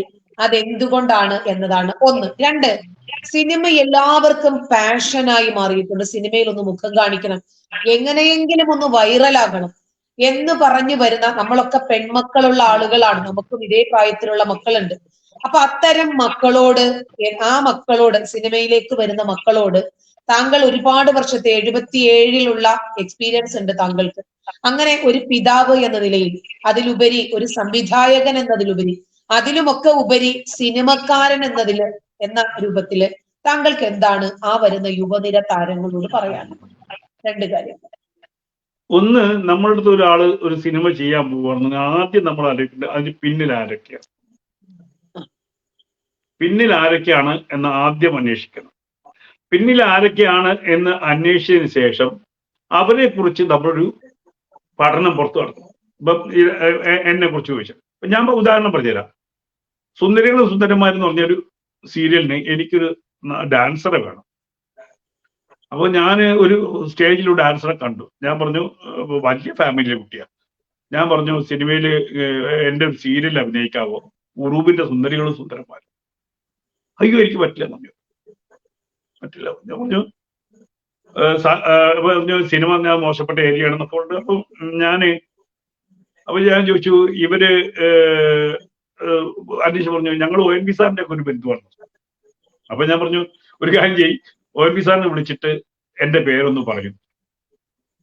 അവര് ONV സാറിനെ വിളിച്ചിട്ട് പറഞ്ഞു, ധൈര്യമായിട്ട് പൊക്കോ, എനിക്ക് അറിയുന്ന ആളാണ്, ധൈര്യമായിട്ട് വിടാം. അവർ വന്നു അഭിനയിച്ചു ആ സീരിയലിൽ. അതേപോലെ നമ്മൾ എപ്പോഴും ചെയ്യുന്നത് ഒരു അന്വേഷണം. ഇയാൾ ജെനുവിനാണ്, ആദ്യം ജെനുവിനാണ്, ആരാണ് ഓപ്പോസിറ്റ് അഭിനയിക്കുന്നത്, ആരൊക്കെയാണ് ആർട്ടിസ്റ്റുകൾ. ഇതൊരു സാമാന്യ നിലയ്ക്ക് ഉടനെ നമ്മൾ ഒരാളെയും ആദ്യമായിട്ട് വരുന്ന ഒരു കുട്ടിക്ക് വലിയ റോൾ ആരും കൊടുക്കില്ല. ഞാനാണെങ്കിലും ശരി, വന്ന് നമ്മളൊരു ഓഡിഷൻ നമ്മൾ ക്യാമറ ഒരു 10, 4, 5 ഡയലോഗ്, ഒരു 2 ഡയലോഗ് കൊടുക്കുമ്പോൾ അറിയാം ഈ കുട്ടിയുടെ കാലിബർ എന്താണ്. ആ കാലിബർ കണ്ടതിന് ശേഷം പുതുമുഖങ്ങൾ നമുക്ക് ആവശ്യം വരുമ്പോൾ നമ്മൾ അങ്ങനെ കാലിബർ നോക്കിയിട്ടേ ചെയ്യുള്ളൂ, മറ്റൊന്നും നോക്കൂല. ടീച്ചറെ, അവരോട് സെക്ഷൽ ആയിട്ടുള്ള ഒരു ആർട്ടിസ്റ്റ്, കാരണം എനിക്ക് വേണ്ടുന്ന ആർട്ടിസ്റ്റാണ്, നല്ലൊരു ആർട്ടിസ്റ്റ് വേണം. അപ്പൊ ആ ആർട്ടിസ്റ്റിനെ ബോധ്യപ്പെട്ട് കഴിഞ്ഞാൽ പിന്നെ റെമ്യൂണറേഷൻ കൊടുക്കത്തേ ഇല്ല. ആദ്യത്തെ സിനിമയിൽ വരുന്നതിന് ഒരു ടോക്കൺ തരും കേട്ടോ, അത്രേ ഉള്ളൂ പറയും. ആരും കൊടുക്കാറില്ല. ഇപ്പം ഞാൻ കൊണ്ടുവന്ന നടിയാണ് കുംകിയിലെ ലക്ഷ്മി. ലക്ഷ്മിനെ ഞാനാണ് ഹീറോയിനായിട്ട് കൊണ്ടുവന്നത്. ഒരുപാട് കുട്ടികളെ ഞാൻ കൊണ്ടുവന്നിട്ടുണ്ട്. മനോജ് കെജിയാണ് നടനായിട്ട് ഞാനാണ് കൊണ്ടുവന്നത്. അപ്പൊ ആദ്യത്തെ സിനിമയ്ക്ക് അവർക്കൊന്നും ഒരു ഞാൻ കൊടുത്തിരിക്കുന്നത് 5,000 rupees ഇട്ടാണ് അവർ, പ്ലസ് നമുക്ക് കൺവെൻസ് കൊടുക്കും. ഇത്രയും ചെയ്യുള്ളൂ. അതല്ലാതെ 2 ലക്ഷം രൂപ 3 ലക്ഷം രൂപ ഇപ്പോഴാണെങ്കിലും കൊടുക്കൂല. ഇപ്പോഴും ആരും കൊടുക്കൂല. ആ എമൗണ്ട് ഒന്നും പറയുകയില്ല. അത്രയും വലിയ എമൗണ്ട് പറയുമ്പോൾ തന്നെ സൂക്ഷിക്കണം, ഇത് മറ്റു രീതിയിൽ ഉപയോഗിക്കാനാണുള്ളത്. അപ്പൊ ഒന്ന് ഈ ബാക്ക്ഗ്രൗണ്ട്, ഇപ്പൊ സിനിമാക്കാർക്ക് ഒരു വിധപ്പെട്ട ആൾക്കാർക്കൊക്കെ ഈ ബാക്ക്ഗ്രൗണ്ട് അറിയാം, ആളുടെ ബാക്ക്ഗ്രൗണ്ട് ഒന്ന് നമ്മളൊന്ന് അന്വേഷിച്ചതിന് ശേഷമേ പോകുള്ളൂ. പിന്നെ ഒന്ന്, അമ്മയും കൊണ്ട് പോകരുത്, അച്ഛനെയും കൊണ്ട് പോകണം. ഒരു പെൺകുട്ടി അമ്മയും കൊണ്ട് പോയി കഴിഞ്ഞാൽ അമ്മേനെയാണ് ഇവർ ആദ്യം വീഴ്ത്തുക. അമ്മയ്ക്ക് എന്താണ്, അമ്മ പോയി കഴിഞ്ഞാൽ അമ്മേന്റെ അടുത്ത് ഇവര് വലിയ സ്വപ്നങ്ങള്, നല്ല കഴിവുണ്ടോ, നല്ല മുഖാട്ടോ, പെട്ടെന്ന് കത്തി കയറും കുട്ടി എന്ന് പറഞ്ഞു കഴിഞ്ഞാൽ അമ്മ എന്ത് ചെയ്യും, ഇതിന് സപ്പോർട്ട് ചെയ്യും. ഒന്നും കണ്ണടച്ച മോളെ എന്ന് പറഞ്ഞു പോകും. എപ്പോഴും ബലഹീനത വരുന്നത് ഈ അമ്മമാരിൽ നിന്നാണ്. അതേസമയത്ത് അച്ഛനാണെങ്കിൽ അത്രയല്ല, എന്റെ അച്ഛൻ വരും എന്ന് പറഞ്ഞാൽ തന്നെ ആദ്യം അവർ കട്ടി, അല്ലെങ്കിൽ എന്റെ ആങ്ങളെ വരും എന്നത് പറഞ്ഞു നോക്കിയേ. ഒരു വിധപ്പെട്ട ആളുകൾ എന്റെ ആങ്ങളെ കൂടെ ഉണ്ടാവും, അതിന് സപ്പോർട്ട് ഞാൻ വരുള്ളൂ എന്ന് പറഞ്ഞു കഴിഞ്ഞാൽ അപ്പം ഈ റോങ് ആണെങ്കിൽ അപ്പൊ കട്ടി വരും. അമ്മയെ വേണം കൊണ്ടുവന്നോ, അനിയത്തിയെ വേണം കൊണ്ടുവന്നോ എന്ന് പറയുക. അപ്പൊ അവിടെ നമുക്ക് ഈ സെറ്റിലേക്ക് പോയി കഴിഞ്ഞാൽ അതല്ല, എവിടെയാണ് സെറ്റ് താമസിക്കാൻ പറ്റില്ല. നമ്മൾ പുറത്ത് സഹിക്കുക, നമ്മൾ പുറത്ത് താമസിക്കുക, രാവിലെ പോവുക, ലൊക്കേഷനിൽ പോവുക, തിരിച്ചു വരിക. ഒരു ലോഡ്ജിങ്ങിലേക്ക് പോകുമ്പോഴാണ് ഈ ഇത് വരുന്നത്. അതിനകത്തേക്ക് പ്രത്യേക ലോകമാണ്. ഈ പറയുന്ന സിനിമയുടെ ലോഡ്ജിനകത്തേക്ക് കയറി കഴിഞ്ഞാൽ അവിടുന്ന് വേറെ നമുക്കൊരു നിയന്ത്രണവും ഇല്ല. നമുക്ക് ഒറ്റപ്പെട്ടു പോകും. ചിലപ്പോ ഭയങ്കര ട്രാപ്പ് ഉണ്ടാവും അതിനകത്ത്, ഒന്നും ചെയ്യാൻ പറ്റില്ല. രക്ഷപ്പെടാൻ ഒരു വഴിയില്ലാത്ത സ്ഥലങ്ങളിലൊക്കെ ആയിരിക്കും ഈ പെൺകുട്ടികൾക്ക് ഇവർ ഇങ്ങനെയുള്ള ആൾക്കാർക്ക് ഇത് കൊടുക്കുക. മെയിൻ ആർട്ടിസ്റ്റ് ഉണ്ടാവുന്ന സ്ഥലമായിരിക്കില്ല, ചിലപ്പോൾ സെപ്പറേറ്റ് ലോഡ്ജിങ് ആയിരിക്കും. അപ്പം അങ്ങനെയൊക്കെ ചെന്ന് കഴിഞ്ഞാൽ നമ്മൾ കുടുങ്ങിപ്പോകും. അപ്പൊ അതുകൊണ്ട് അവർക്ക് പെൺകുട്ടികൾക്ക് സെക്യൂർഡ് ആയിട്ട് കൊണ്ടുപോകുന്ന ഒരു ഗാർഡിയൻ തന്നെ ആയിരിക്കും കേട്ടോ. വെള്ളടിക്കുന്ന ആളായിരിക്കരുത്, ഈ പറയുന്നത് മറ്റുദ്ദേശത്തിന് വീണ് പോകുന്നതാണ്. അങ്ങനെ ഒരു ഗാർഡിയനോട് കൂടിയേ പോകാവുള്ളൂ സിനിമ. ഞാൻ പറഞ്ഞുതരാം, ഇവിടുത്തെ കൊമ്പന്മാര് വിചാരിച്ചിട്ട് ദേഹത്തൊന്നും തൊടാൻ പറ്റാത്ത നായികന്മാര് കേരളത്തിലുണ്ടായിരുന്നു. എനിക്കറിയാം, അത്രയും ബോൾഡ് ആയിട്ടുള്ള നായികന്മാരുണ്ടായിരുന്നു. ഇവിടുത്തെ സൂപ്പർ സ്റ്റാറുകൾ വരെ ശ്രമിച്ചിട്ട് അനങ്ങാൻ പറ്റാത്ത അത്രയും ബോൾഡ് ആയിട്ടുള്ള സ്ത്രീകൾ ഇഷ്ടം പോലെ കേരളത്തിലെ സിനിമയിലുണ്ടായിരുന്നു. അവരൊന്നും തുടക്കക്കാരായിരിക്കില്ല. ഇല്ല അല്ല, തുടക്കത്തിൽ വന്നിട്ട് പോലും അനങ്ങാൻ സമ്മതിച്ചില്ല ആർട്ടിസ്റ്റ്.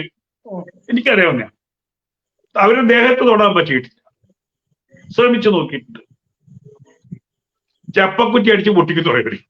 കാരണം അവര് അങ്ങനത്തെ ഒരു പശ്ചാത്തലം എന്ന് പറഞ്ഞാൽ ഒന്നില്ല പട്ടാളക്കാരുടെ മോഡായിരിക്കും. അങ്ങനെ ബോൾഡായിട്ട് വന്നവരെ, ഒരു ബോൾഡായിട്ട് വന്ന സ്ത്രീകളെ ആരും ഇതുവരെ ഉപദ്രവിച്ചില്ല. പിന്നെ ഇത് ചോദിക്കും, പിന്നെ അങ്ങോട്ട് പോകണ്ടെന്ന് വെക്കുന്ന അഡ്ജസ്റ്റ്മെന്റ് എന്ന് പറഞ്ഞു കഴിഞ്ഞാൽ സിനിമ വേണ്ടെന്ന് വെക്കുന്നത് നല്ലത്. ഇല്ല, ഇപ്പൊ അമൃതയോട് അഡ്ജസ്റ്റ്മെന്റിന് തയ്യാറാണോ എന്ന് ചോദിച്ച ഉടനെ തന്നെ അമൃതയ്ക്ക് ആ ഒരു ബോൾഡ്നെസ് ഉണ്ടായി, ഒരു റിയാക്ഷൻ പവർ ഉണ്ടായി. എന്നാ പിന്നെ എനിക്ക് പൈസ വേണ്ട എന്ന് പറയാൻ അമൃതയ്ക്ക് സാധിച്ചു എന്നുള്ളതാണ് അവിടുത്തെ പ്ലസ് പോയിന്റ്. പിന്നെ അതുമല്ല സാറേ, ഇതെന്തുകൊണ്ടാണ് ഇതുവരെ ഇവര് റിയാക്ട് ചെയ്യാത്തത്? ഇപ്പോ തന്നെ എല്ലാം കൂടി ബൂം എന്ന് പറഞ്ഞിട്ടാണല്ലോ ഈ വരുന്നത്, ബൂം ചെയ്ത്. എന്തുകൊണ്ടാണ് ഇതുവരെ അവര് പ്രതികരിക്കാത്തത് എന്ന ചോദ്യം ആവർത്തിക്കപ്പെടുവാണ്. സപ്പോർട്ട് കിട്ടാത്തത് ഒരു സൊസൈറ്റിയുടെ. ഇപ്പൊ ഇന്ന് ഞാനിപ്പോ ജനജീവൻ ചർച്ച കഴിഞ്ഞു വരിക, അവിടെ അഭയദേവ് പറഞ്ഞെന്നറിയോ, കംപ്ലൈന്റ് കൊടുത്ത ആള് ഒരാൾ വേശ്യയാണ്, ഒരാൾ തുണി അടിക്കുന്ന ആളാണ്. ഞാൻ തിരിച്ചു വേശ്യക്ക് ചോയ്സ് ഇല്ലെന്ന് വെച്ചാൽ, വേശ്യ ആരുടെ കൂടെ കിടക്കണമെന്ന് വേശ്യ തീരുമാനിക്കട്ടെ. ഇവരൊറ്റയ്ക്ക് വേശ്യയാകത്തുമില്ല. അപ്പൊ ഇവര് അങ്ങനെ അങ്ങോട്ട് ആക്കുകയാണ്. അതായത് ഒരാള് കംപ്ലൈന്റ് പറഞ്ഞാൽ ഉടനെ അത് വേശ്യയാണ് ഉണ്ടാക്കുക. ഇപ്പൊ സിനിമയില് ഇപ്പൊ പരസ്പര ധാരണയോടുകൂടി ഉള്ളതൊക്കെ ഉണ്ടാവാം. അത് നമ്മൾ അതിനെ കുറിച്ച് വിടുക. അതിനാരും കംപ്ലൈന്റ് പറയില്ല. അങ്ങനത്തെ ആൾക്കാരുണ്ട്. അവരങ്ങനെ പൊയ്ക്കോട്ടെ, അതിന്റെ മുകളിൽ അവരെന്ത് ആണ് ചെയ്തോട്ടെ. പക്ഷെ ഒന്നും അറിയാത്ത പുതിയ കുട്ടികൾ വരുമ്പോ ഈ ചെയ്യുന്നത് ദ്രോഹമാണ്. അത് ഈ പറയുന്ന ഈ ഏറ്റവും കൂടുതൽ ഈ പെൺകുട്ടികളെ വലയിലാക്കുന്നതും ഇതാക്കുന്നതും അല്ല സിനിമാ ഫീൽഡാണ്. മറ്റൊരു ഫീൽഡിലും ഇതേപോലെയല്ല സ്വാതന്ത്ര്യമില്ല. കാരണം സിനിമയ്ക്ക് സിനിമയുടേതായിട്ടുള്ള ഒരു ലോകമുണ്ട്. അവിടേക്ക് പോലീസ് കയറൂല. സിനിമാക്കാരുടെ ലോഡ്ജിലേക്ക് പോലീസ് കയറിയത് ടീച്ചർ കേട്ടിട്ടുണ്ടോ എവിടെയെങ്കിലും? ഇപ്പൊ അടുത്ത കാലത്ത് ഈ ബ്രൗൺ ഷുഗറും കാര്യങ്ങളൊക്കെ വന്നപ്പോ പേരിനൊന്ന് കറങ്ങി പോവാ സാറേ, കാരണം സെൽഫി എടുക്കണല്ലോ പോലീസുകാരന് നടന്റെ കൂടെ. അപ്പൊ ആ ലോകം വേറെ ലോകമാണ്. അവിടെ ഒന്നും പറഞ്ഞിട്ട് കാര്യമില്ല. അവിടെ കൊണ്ടുപോയ ഒരു പെൺകുട്ടിക്ക് ഒറ്റയ്ക്ക് പിടിച്ച് നിൽക്കാൻ പറ്റില്ല. പിന്നെ ഈ ആഗ്രഹം, നമ്മൾ ജെന്യുവൻ ആയിട്ടുള്ള ആഗ്രഹം, ആ ആഗ്രഹത്തിന് വേണ്ടി നമ്മുടെ ലൈഫ് കളയണമെന്നുള്ള ആദ്യമേ തീരുമാനിക്കണം. അവിടെ ബോൾഡായിട്ട് നിൽക്കണം. പിന്നെ ബോൾഡായിട്ട് നിന്ന് ഇപ്പൊ നമുക്കറിയാം ഇപ്പോഴത്തെ കാലത്തൊക്കെ എങ്ങനെയാ വരുന്ന വെച്ചാല് ഈ മീഡിയ നമ്മുടെ കൈ കിടക്കല്ലേ, യൂട്യൂബ് കിടക്കല്ലേ ടീച്ചറെ. കുട്ടികൾക്ക് നന്നായിട്ട് പെർഫോം ചെയ്തുകൂടെ? പണ്ടത്തെ പോലെ ഇല്ല. അപ്പൊ അങ്ങനെ കാണുമ്പോൾ ഒരാൾ നമ്മൾ തേടി വരും, ജെന്യുവൻ ആയിട്ടുള്ള ആൾക്കാർ വരും. ഇതിന് മീഡിയ പഠിക്കുക എന്നുള്ളതാണ്. ഇപ്പൊ ഏത് പെൺകുട്ടികളാണ് സിനിമയിൽ അഭിനയിക്കാൻ പോണോ, മീഡിയയെ കുറിച്ചൊന്ന് പഠിക്കണം. സിനിമ ആദ്യമായിട്ട് ഒരാൾക്ക് വന്ന് ഒറ്റ സ്ട്രെച്ചിൽ അഭിനയിക്കാൻ പറ്റില്ല. അതിന് ലാംഗ്വേജ് ഉണ്ട്, അത് പഠിക്കണം.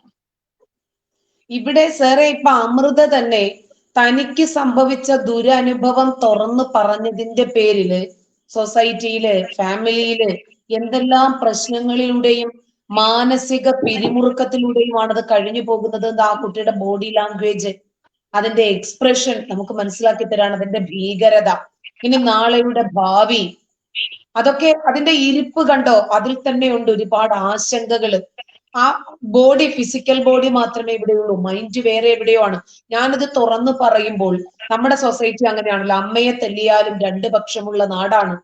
ഇനി ഇതിന്റെ കരിയർ എന്താകും, അങ്ങനെ ആശങ്കയിലാണ്. ആ കുട്ടിയോടൊന്ന് കാര്യങ്ങൾ പറഞ്ഞ് മനസ്സിലാക്കി കൊടുക്കൂ സർ. ഇനി എങ്ങനെയാണ് ഇത് ബോൾഡായിട്ട് നമ്മൾ ബോൾഡായിട്ട് നിൽക്കുകയാണെങ്കിൽ ആ ബോൾഡിനെസ് തന്നെ നിൽക്കണം. നമുക്കൊരു പേടിക്കേണ്ട കാര്യമൊന്നുമില്ല, ആരെയും പേടിക്കേണ്ട കാര്യമില്ല. ഇത് ഇപ്പൊ ഭയന്ന് പിന്മാറുമ്പോഴാണ് നമുക്കെന്തിനാ ഭയം? ഇയാളെടുത്ത തീരുമാനം കറക്റ്റ് തീരുമാനമാണ്, അത് അഡ്ജസ്റ്റ്മെന്റ് ഇല്ല. അത് തുറന്നു പറഞ്ഞു. അത് തുറന്നു പറഞ്ഞിട്ട് നാട്ടുകാർ കളിയാക്കുക, വീട്ടുകാരെ അതിന് വിട്ടേക്കണം, അത്രേ ഉള്ളൂ. ഞങ്ങൾ ഇതിനേക്കാളും വലിയ ആൾക്കാരെ കണ്ടിട്ടുണ്ട്. ഒരു പെണ്ണിന് വേണ്ടുന്നത് ബോൾഡ്നെസ്. ഞാനത് പറഞ്ഞു, നീ ചോദിച്ചാൽ ഇനിയും പറയും എന്ന് പറയുന്നിടത്ത തീരുമാനം. പിന്നെ ഇത് മാത്രമല്ലല്ലോ പ്രൊഫഷൻ. താങ്കൾ ഇയാള് ഞാൻ കേട്ടത് മറ്റേ ഇത് പഠിച്ചെന്ന് പറഞ്ഞ അല്ലേ, എന്താ മറ്റേ ജേർണലിസം പഠിച്ച കുട്ടിയല്ലേ? അപ്പൊ ജേർണലിസം ഇത് തന്നെ ഒരു സബ്ജക്റ്റ് ആക്കി വർക്ക് ചെയ്യൂ. ഇപ്പൊ ഈ അനുഭവം തന്നെ ഒരു കാര്യമായിട്ട് ഇതിൽ വർക്ക് ചെയ്ത ടീച്ചർ അങ്ങനെ വർക്ക് ചെയ്തിട്ട് ഡോക്യുമെന്റ് ചെയ്തുകൂടെ? അപ്പൊ അതിലേക്ക് എടുക്കുക. ഇതിന്റെ നമ്മൾ പറയുന്ന ഉൾവഴികളിലൂടെ ഒന്ന് പോയി നോക്കുക എങ്ങനെയാണ് ഇത്. എന്താ പറയുന്നത്, ഇതിനോടുള്ളൊരു മാസ്മരികത ഒരിക്കലും അങ്ങോട്ട് ചെന്ന് കഴിഞ്ഞാൽ പിന്നെ അതങ്ങ് നഷ്ടപ്പെടും. പുറത്തു നിൽക്കുമ്പോഴാണ് നമുക്ക് ഈ എന്താണ് സ്ക്രീനിനെ കുറിച്ചുള്ളൂ. ആ സ്ക്രീനകത്ത് കയറി കഴിഞ്ഞാൽ പിന്നെ ഒന്നുമില്ല. എനിക്കൊന്നും അത് വലിയൊരു ക്രേസ് ആയിട്ട് തോന്നിയിട്ടില്ല. അതുകൊണ്ടാണ് നമ്മൾ പിടിച്ചു നിൽക്കുന്നത്. ക്രേസ് ആണെങ്കിൽ ഒരു മാന്യന്റെ കമന്റ് ആണ്, ഒരു പെണ്ണിന്റെ ഇഷ്ടമില്ലാതെ ഒന്നും നടക്കത്തില്ല എന്നതാണ് എന്റെ ഒരു വിശ്വാസം. ജോസ് എന്ന് പറയുന്ന ഒരു മാന്യന്റെ വിശ്വാസം. പുള്ളിയുടെ മകളും പുള്ളിയുടെ ഭാര്യയും പുള്ളിയുടെ പെങ്ങളും ഒക്കെ അതായിരിക്കുമെന്ന് നമുക്ക് വിശ്വസിക്കാം. എന്തായാലും അമൃതയെ പോലെയുള്ള ഒരുപാട് ഇരകൾ ഇങ്ങനെ തുറന്നു പറയുമ്പോൾ സാറിനെ പോലെയുള്ള ആളുകൾ കൊടുക്കുന്ന ഒരു കോൺഫിഡൻസ് അത് വലുത് തന്നെയാണ്. അത് നമ്മൾ കൃത്യമായിട്ട് ഇവിടെ വീണ്ടും വീണ്ടും പറയേണ്ടതുണ്ട്. എങ്ങനെയാണ് ടീച്ചറെ ഒരു പെണ്ണിന്റെ ഇഷ്ടമില്ലാതെ ഒന്നും നടക്കത്തില്ല എന്ന് ഇപ്പൊ രാമസിംഹൻജിയെ പറഞ്ഞു. ഈ പെൺകുട്ടികളെ ഒറ്റയ്ക്ക് ലോഡ്ജിങ്ങിലേക്ക് വിടുന്ന സമയത്ത് നമുക്ക് അനങ്ങാൻ പോലും പറ്റാത്ത രീതിയിൽ അവിടെ ബലാത്സംഗം പോലും ചെയ്യപ്പെട്ടേക്കാം എന്നുള്ള അനുഭവസ്ഥർ വെളിപ്പെടുത്തി വന്നു. ഇതൊക്കെ കണക്ക് കൂട്ടുമ്പോൾ ഒരു പെണ്ണിന്റെ ഇഷ്ടമില്ലാതെ ഒന്നും നടക്കൂലേ സിനിമയിൽ? ഇപ്പോ രാമസിംഹൻജിയെക്കാട്ടിൽ എക്സ്പീരിയൻസ് നമുക്കില്ല ഈ വിഷയത്തിൽ. 1977 മുതൽ സ്ക്രീനിന് മുന്നിൽ കാണുന്ന മുഖങ്ങളും പിന്നിൽ കാണുന്ന മുഖങ്ങളും മൾട്ടി പേഴ്സണാലിറ്റീസിന്റെ എക്സ്പീരിയൻസ്ഡ് ആയിട്ടുള്ള ഒരുപാട് അനുഭവ സമ്പത്തുകളുടെ ഒരു പുസ്തകമാണ് ഈ മനുഷ്യൻ. അപ്പൊ അദ്ദേഹത്തിന് അറിയാം ഇത്. ജെട്ടിയിടാൻ പോലും സമ്മതിക്കാത്ത നടിമാരുണ്ടായിരുന്നു എന്ന് പറയുമ്പോ ഇതൊരു ഭീകര മാഫിയയാണ്. ഇപ്പൊ നമ്മൾ ഈ മോളോട് പറയുന്നു, മോളെ റിയാക്ട് ചെയ്യണം, പ്രതികരിക്കണം, ബോൾഡ്നെസ് വേണം, നീ ശക്തയാണ്, നീ വിചാരിക്കുന്നതിനേക്കാൾ കഴിവുള്ള പെൺകുട്ടിയാണ് നീ. പക്ഷേ അവൾ അനുഭവിക്കുന്ന മെന്റൽ ട്രോമ അവള് മാത്രമേ ഫേസ് ചെയ്യാനുണ്ടാകൂ. കാരണം ഇനിയിപ്പോ ഈ പെൺകുട്ടി പ്രതികരിച്ചു പോയി, ഇതിന്റെ പിന്നിലുള്ള ആളുകൾ നിസ്സാരന്മാരല്ലല്ലോ. അവർ ഈ കുട്ടിയെ ഒരുപക്ഷെ വേട്ടയാടിയേക്കാം, ഒരു രൂപത്തിൽ അല്ലെങ്കിൽ പല രൂപത്തിൽ. അല്ലെ രാമസിംഹൻജി, ഒരാളെ ടാർഗറ്റ് ചെയ്തു പോയാൽ, ഇപ്പൊ താണ്ടെ ബാബുരാജ് പറയുന്നു ഇതിന്റെ പിന്നിൽ പ്രവർത്തിക്കുന്നത് വലിയ രൂപത്തിലുള്ള പണമാണ്, ഞാൻ അമ്മയുടെ തലപ്പത്ത് വരുന്നതിൽ നിന്ന് തടയുന്നതിന് വേണ്ടിയാണ് ഈ പണം. സിദ്ദീഖ് പറയുന്നു ഇതിന്റെ പിന്നില് വ്യക്തമായ രൂപത്തിൽ ലക്ഷ്യങ്ങളുള്ള ഒരു മാഫിയ പ്രവർത്തിക്കുന്നുണ്ട്, ഒരു സംഘടിതമായ രൂപമുണ്ട്. എല്ലാവർക്കും ഇങ്ങനെ പറഞ്ഞ് രക്ഷപ്പെടാൻ പറ്റുമല്ലോ. ഇപ്പൊ ഈ പെൺകുട്ടി സിനിമയിലേക്ക് പോയത് അതിന് വ്യക്തമായിട്ടുള്ള പല ലക്ഷ്യങ്ങളും ഉണ്ടാകും. ഇപ്പം സോണിയ മൽഹാർ ആ പെൺകുട്ടി ഉണ്ടായിരുന്നു നമ്മുടെ കൂടെ തുടക്കത്തിൽ തന്നെ. അപ്പൊ ഇവരൊക്കെ സിനിമാ മോഹവുമായിട്ടാണ് ഇവരുടെ കണ്ണികളിൽ അകപ്പെട്ടു പോകുന്നത്. പക്ഷെ ഇവര് പ്രതികരിക്കുന്നത് കൊണ്ട് തന്നെ പിന്നീട് ഇവർ അനുഭവിക്കാൻ പോകുന്ന പ്രതിസന്ധികൾ വളരെ വലുതാണ്. ഇപ്പോൾ സാറ് തന്നെ പറഞ്ഞു, ഒരിക്കലും എന്നെ തൊടാൻ പറ്റില്ല, തൊട്ടാൽ ചെകിടടിച്ച് ഞാൻ പൊളിക്കും എന്ന് പറയുന്ന പെൺകുട്ടികൾ നിന്നിട്ടുണ്ട് എന്ന് പറയുന്നു, സിനിമയിൽ ഇന്നും ഉണ്ടെന്ന് പറയുന്നു. പക്ഷേ എല്ലാവർക്കും അതിന് സാധിച്ചെന്ന് വരില്ല. ഏതെങ്കിലുമൊക്കെ രൂപത്തിൽ ഇവരവരെ ട്രാപ്പിലാക്കാൻ ശ്രമിക്കില്ലേ? തീർച്ചയായിട്ടും. അപ്പൊ അതല്ല, അതിന് വേറെ ഒരു ബോൾഡ്നെസ് ഉണ്ടെങ്കിൽ നമ്മളിത് കംപ്ലൈന്റ് കൊടുക്കണം. ഒന്ന്, ഫോൺ നമ്പർ ഉണ്ട്, കുട്ടികളിൽ ഫോൺ നമ്പർ കാണും, വിളിച്ച ആളുടെ ഫോൺ നമ്പർ കാണും. കംപ്ലൈന്റ് കൊടുക്കണം. കംപ്ലൈന്റ് കൊടുത്തിട്ട് കഴിഞ്ഞാൽ പിന്നെ കുറച്ച് സേഫാണ് നമ്മൾ. കാരണം ആരാണ് ഇതിന്റെ പിന്നിൽ പ്രവർത്തിച്ച, അയാൾ സിനിമാക്കാരനാണോ അല്ലേ എന്നുള്ളത് കംപ്ലൈന്റ് കൊടുത്തിട്ടണം. അതിപ്പം ഇപ്പൊ അത് കൊടുക്കുന്നത് നല്ലതാണ്. പക്ഷെ അത് കാരണം അയാൾ സിനിമയിൽ വർക്ക് ചെയ്യുന്ന ആളാണെന്ന് ആദ്യം അറിയണമല്ലോ. അത് പോലീസുകാർക്ക് കൊടുത്തു കഴിഞ്ഞാൽ, നമ്പർ കൊടുത്തു കഴിഞ്ഞാൽ അവർക്ക് തിരിച്ചറിയാൻ പറ്റും ആ വ്യക്തി ആരാണെന്ന് പെട്ടെന്ന് തിരിച്ചറിയാൻ പറ്റും. അപ്പൊ അത് തിരിച്ചറിഞ്ഞതിന് ശേഷമാണ് ബാക്കിയുള്ള നടപടിക്ക് പോയി. ഇവരൊക്കെ ബീരിക്കള ടീച്ചറെ, ഇതിൽ ശരിയാണ് ഈ പറയുന്ന കൊലകൊമ്പന്മാരായിട്ടുള്ള ആൾക്കാർക്ക് ശക്തിയും പണവും ഉണ്ട്. പക്ഷെ ഈ താരകളുടെ ആൾക്കാർക്ക് ഇതൊന്നും ഇല്ല. അവരൊന്നും അത് നമ്മൾ വെറുതെ പഠിക്കുന്ന, അവർക്ക് ഇപ്പൊ ഈ പറയുന്ന സൂപ്പർ സ്റ്റാറുകൾക്ക് ഉണ്ടാകുന്ന പവറൊന്നും ബാക്കിയുള്ള ആൾക്കാർക്കൊന്നും ഉണ്ടാവില്ല. അപ്പൊ ബാക്കിയുള്ള ഈ സൂപ്പർ സ്റ്റാറുകളുടെ ചുറ്റും നിൽക്കുന്ന ആൾക്കാരാണ് ഈ വെറുതെ ഈ ഒട്ടി നിൽക്കുന്ന ഒട്ടുസ്രാവുകൾക്കും കുറച്ച് വില ഉണ്ടാവും. അത് കഴിഞ്ഞാൽ പിന്നെ പിടുത്തം വിട്ട ഇതാണ്. ഇതില് ഇങ്ങനെ ട്രാപ്പഡ് ആയിട്ട് പിന്നെ വന്ന ജീവിതങ്ങളെ ഒരുപാട് എനിക്കറിയാം. അതില് എനിക്ക് സങ്കടകരമായിട്ട് എനിക്ക് വളരെ എപ്പോഴും എൻ്റെ അടുത്ത് വരികയും സഹായിക്കുന്ന ഒരു കുടുംബം ഉണ്ടായിരുന്നു. അവസാനം മൈസൂരില് ആ ടീച്ചറെ, ആ പെൺകുട്ടിയുടെ അനിയത്തിക്ക് വേണ്ടിയിട്ട് ജീവിച്ചു. എന്നിട്ട് അവസാനം ഒരു ദിവസം ഞാൻ കേട്ടു മൈസൂരിൽ എല്ലാവരും സൂയിസൈഡ് ചെയ്തു.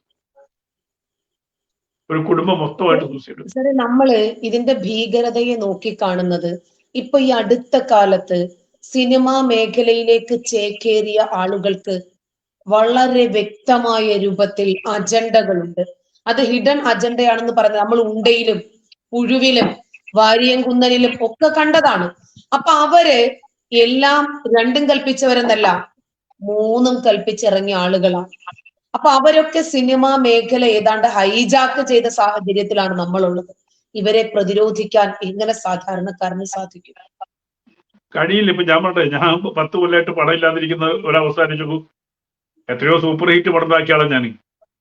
2010 ഇവർക്കെതിരായിട്ട് ഒരു സിനിമ ചെയ്തതിനു ശേഷം ടീച്ചർക്ക് അറിയോ, തിയേറ്ററിൽ നിന്ന് വരെ പടം എടുത്ത് മാറ്റി എന്റെ റിലീസ് ചെയ്തിട്ടേ ആ തിയേറ്റർ ഓടാൻ സമ്മതിച്ചില്ല ഇവര്. കാരണം അതില് ഇപ്പൊ മമ്മൂട്ടി നമ്മൾ വിചാരിക്കുന്ന നടനാണെന്ന്. മമ്മൂട്ടി നടനല്ല. മമ്മൂട്ടി നടനാണ്, പ്രൊഡ്യൂസറാണ്, ഡിസ്ട്രിബ്യൂട്ടറാണ്, തിയേറ്റർ ഓണറാണ്. മോഹൻലാല് നടനാണ്, പ്രൊഡ്യൂസറാണ്, തിയേറ്റർ ഓണറാണ്. ഇതെല്ലാം ഇവരുടെ കയ്യിലാണ്. മോഹൻലാലിന് എത്ര തിയേറ്റർ കേരളത്തിൽ വിചാരിച്ചിട്ടാണ്, ധാരാളം തിയേറ്റർ ഉണ്ട്. അപ്പൊ ഇവർക്ക് ആരെയും കൺട്രോൾ ചെയ്യാൻ പറ്റും. എന്റെ സിനിമ പുറം ലോകം കാണിക്കേണ്ടവരെ കാണിക്കണം. അച്ഛൻ ഈ തിലകനെ വെച്ച് ചെയ്ത് അച്ഛൻ എന്ന് പറഞ്ഞ സിനിമ ഞാൻ കാണിക്കാൻ 4 തിയേറ്റർ എനിക്ക് കാണിക്കാൻ പറ്റിയത്.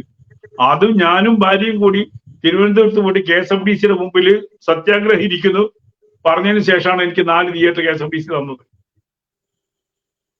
ഈ വലിയ മല്ലന്മാരോട് മത്സരിച്ച് ജയിച്ച ഒറ്റ ആളേ ഉള്ളൂ, അത് ഞാനാ. പക്ഷെ നമ്മുടെ ജീവിതം പോകുമല്ലോ, നമ്മുടെ വരുമാന സ്രോതസ്സും കാര്യങ്ങളൊക്കെ പോകും ഈ മല്ലന്മാരോട് മല്ലിട്ട് കഴിഞ്ഞാൽ. പിന്നെ നമുക്ക് അതിലില്ല. അപ്പോ ഈ ഗ്യാങ്ങിന് ഒന്നും ചെയ്യാൻ പറ്റില്ല. ഇനി പുതിയ ഇത് വന്നു കഴിഞ്ഞാലും ശരി, ഇവരിത് തുടരും. ഇപ്പൊ ബി ഉണ്ണികൃഷ്ണൻ ഇത്രയും ദിവസമായിട്ട് കമാന്നൊരു അക്ഷരം ബി ഉണ്ണികൃഷ്ണൻ വേണ്ടിയിട്ടുണ്ടോ? ഫെഫ്കയുടെ ആൾക്കാരാണ്. ഇതിൽ രഞ്ജിത്ത് ഫെഫ്കയുടെ മെമ്പറാണ്, അതും കൂടി ആലോചിക്കണം. പക്ഷെ ഫെഫ്ക അനങ്ങിയിട്ടുണ്ടോ? അനങ്ങിയിട്ടില്ല, അവരനങ്ങിയില്ല. ഇതിപ്പം അമ്മ വിരിച്ചു വിട്ടു, അടുത്ത പുതിയ കമ്മിറ്റി വരും, ശരി, നല്ല വന്ന നല്ലത്. പക്ഷെ ഈ പറയുന്ന പ്രശ്നങ്ങളൊന്നും സോൾവ് ചെയ്യുമെന്ന് എനിക്ക് തോന്നുന്നില്ല. ഈ പ്രശ്നങ്ങളെ നമുക്ക് സോൾവ് ചെയ്യാൻ പ്രയാസമാണ് ഈ സിനിമയുടെ. പിന്നെ ഉള്ളത് ഓരോരുത്തരും അവനവനെ കീപ്പ് ചെയ്തിട്ട്, പ്രത്യേകിച്ച് പെൺകുട്ടികള് അവനവനെ എന്ത് ചെയ്യാൻ പറ്റുമെന്ന് ആലോചിച്ചിട്ട് ചെറിയ കൂട്ടായ്മയിലൊക്കെ ഉണ്ടാക്കി ചെറിയ സിനിമകളൊക്കെ ചെയ്ത്, അല്ലെങ്കിൽ എന്താണ് ഈ സോഷ്യൽ മീഡിയ ആണ് ഇപ്പൊ ഏറ്റവും ബെസ്റ്റ് എന്ന് പറഞ്ഞത്.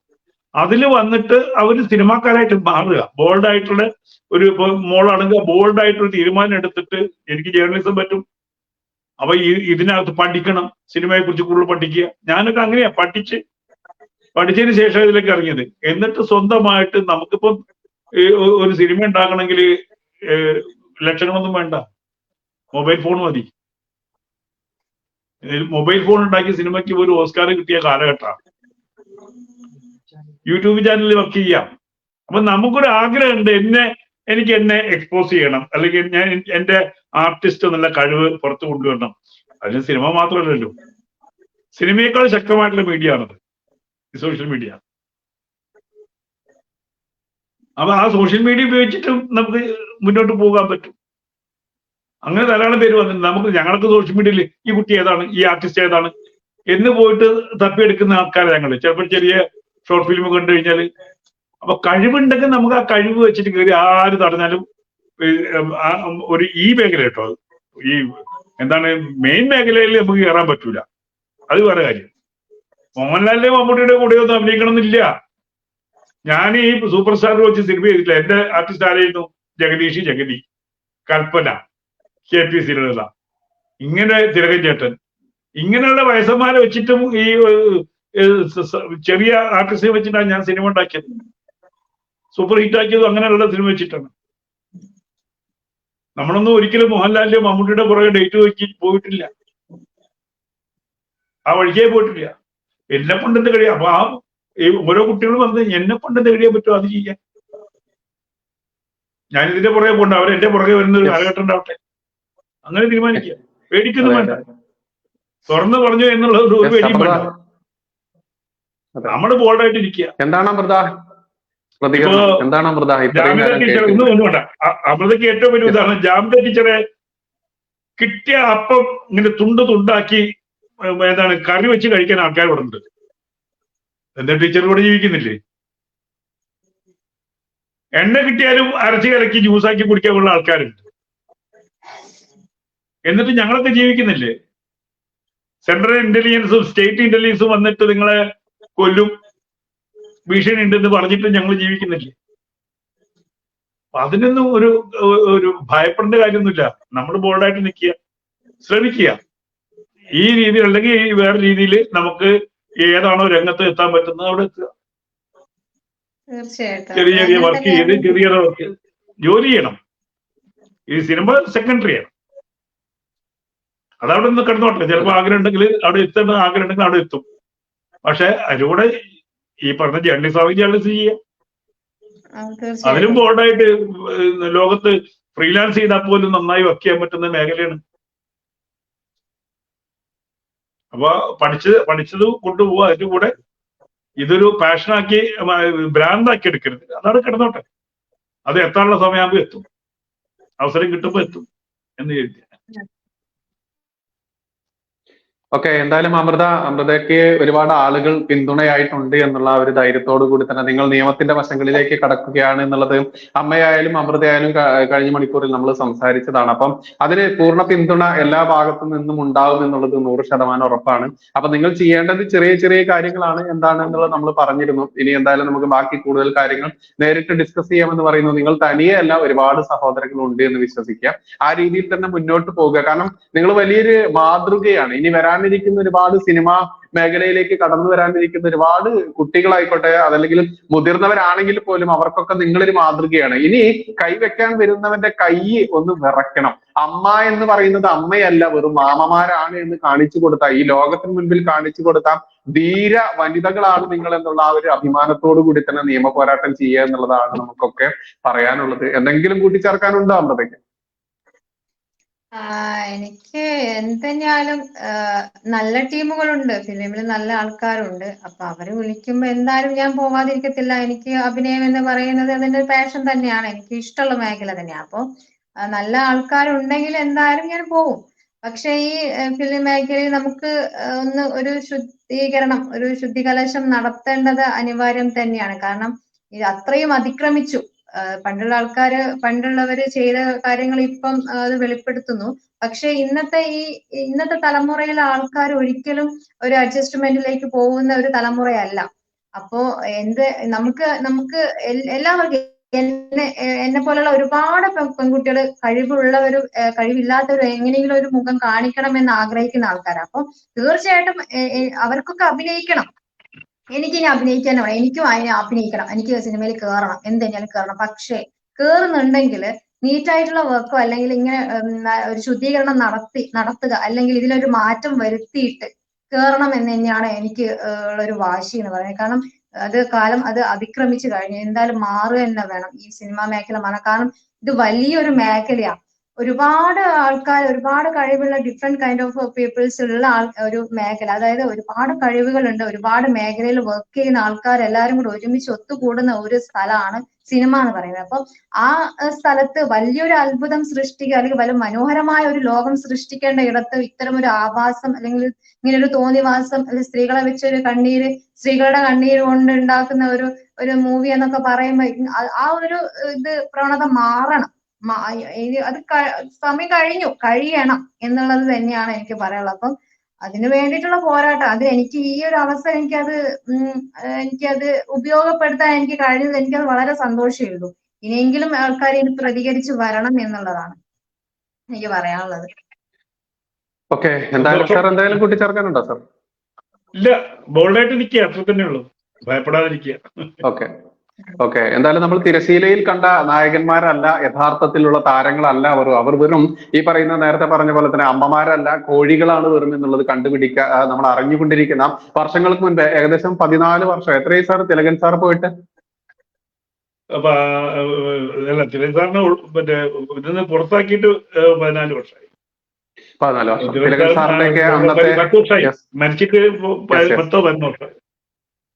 നമ്മളെക്കാൾ മുൻപേ കടന്നുപോയ ആ സമയത്ത് കൃത്യമായിട്ടും അദ്ദേഹം തന്നെ പച്ചയ്ക്ക് അദ്ദേഹത്തിന്റെ അവസാനത്തെ പ്രസംഗങ്ങളൊക്കെ ഇപ്പോൾ വൈറലാണ്. അത് കേൾക്കുക മാന്യ പ്രേക്ഷകർ. അവിടെ അന്ന് തന്നെ അദ്ദേഹം പറഞ്ഞു വെച്ചിരുന്നു, അന്ന് ഓടുന്ന നായ്ക്ക് ഒരു മുഴം മുൻപേ എന്നുള്ളത് കണ്ടെത്തിയ അദ്ദേഹത്തെ അതിനുശേഷം വരെ അദ്ദേഹത്തിന് അപ്രഖ്യാപിത വിലക്ക് ഏർപ്പെടുത്തിയതിനു ശേഷം പോലും രാമസിംഹൻജിയുടെ സിനിമയിൽ അദ്ദേഹത്തെ അഭിനയിച്ചതൊക്കെ നമ്മൾക്കറിയാം. അതിനുശേഷമൊക്കെ രാമസിംഹൻജിക്ക് വന്ന ഒരു അപ്രഖ്യാപിത വിലക്ക്, ഇന്ന് അദ്ദേഹത്തിന്റെ അവസ്ഥ എന്ത് എന്നൊക്കെ അദ്ദേഹം തന്നെ തുറന്നു പറഞ്ഞു നമ്മൾക്ക് മുൻപ്. ലോകം ഇതൊക്കെ മാറേണ്ടതുണ്ട്, മാറും എന്നുള്ളത് തന്നെയാണ്. കാലം എല്ലാത്തിനും അതൊരു പ്രതികാരം ചെയ്യുക തന്നെ ചെയ്യുമെന്നുള്ള വിശ്വാസത്തോടു കൂടി തന്നെ തൽക്കാലം നമ്മൾക്ക് ഈ സെഷൻ ഇവിടെ അവസാനിപ്പിക്കാം. കൃത്യമായിട്ട് നമ്മുടെ വിശിഷ്ടാതിഥികളായിട്ടുള്ള രാമസിംഹൻജി ആയാലും അമൃതയായാലും ജാമത ടീച്ചറായാലും എല്ലാ ഭാഗങ്ങളും ടച്ച് ചെയ്തു എന്നുള്ള വിശ്വാസത്തോടു കൂടി തന്നെ എന്തായാലും അമൃത ബി ബോൾഡ് എന്ന് മാത്രമേ പറയാനുള്ളൂ. എല്ലാ ആശംസകളും എല്ലാ അഭിനന്ദനങ്ങളും ഈ ബോൾഡിനെസ് കീപ്പ് ചെയ്യുക, തുടർന്നും ധീരമായി തന്നെ മുന്നോട്ട് പോകുക എന്ന് മാത്രമേ പറയാനുള്ളൂ. എന്തായാലും തൽക്കാലം ഈ രാത്രി നമുക്ക് ഇവിടെ ഈ സെഷൻ അവസാനിപ്പിക്കാം. നന്ദി, നമസ്കാരം. ജയ് ഹിന്ദ്, ജയ് ശ്രീറാം.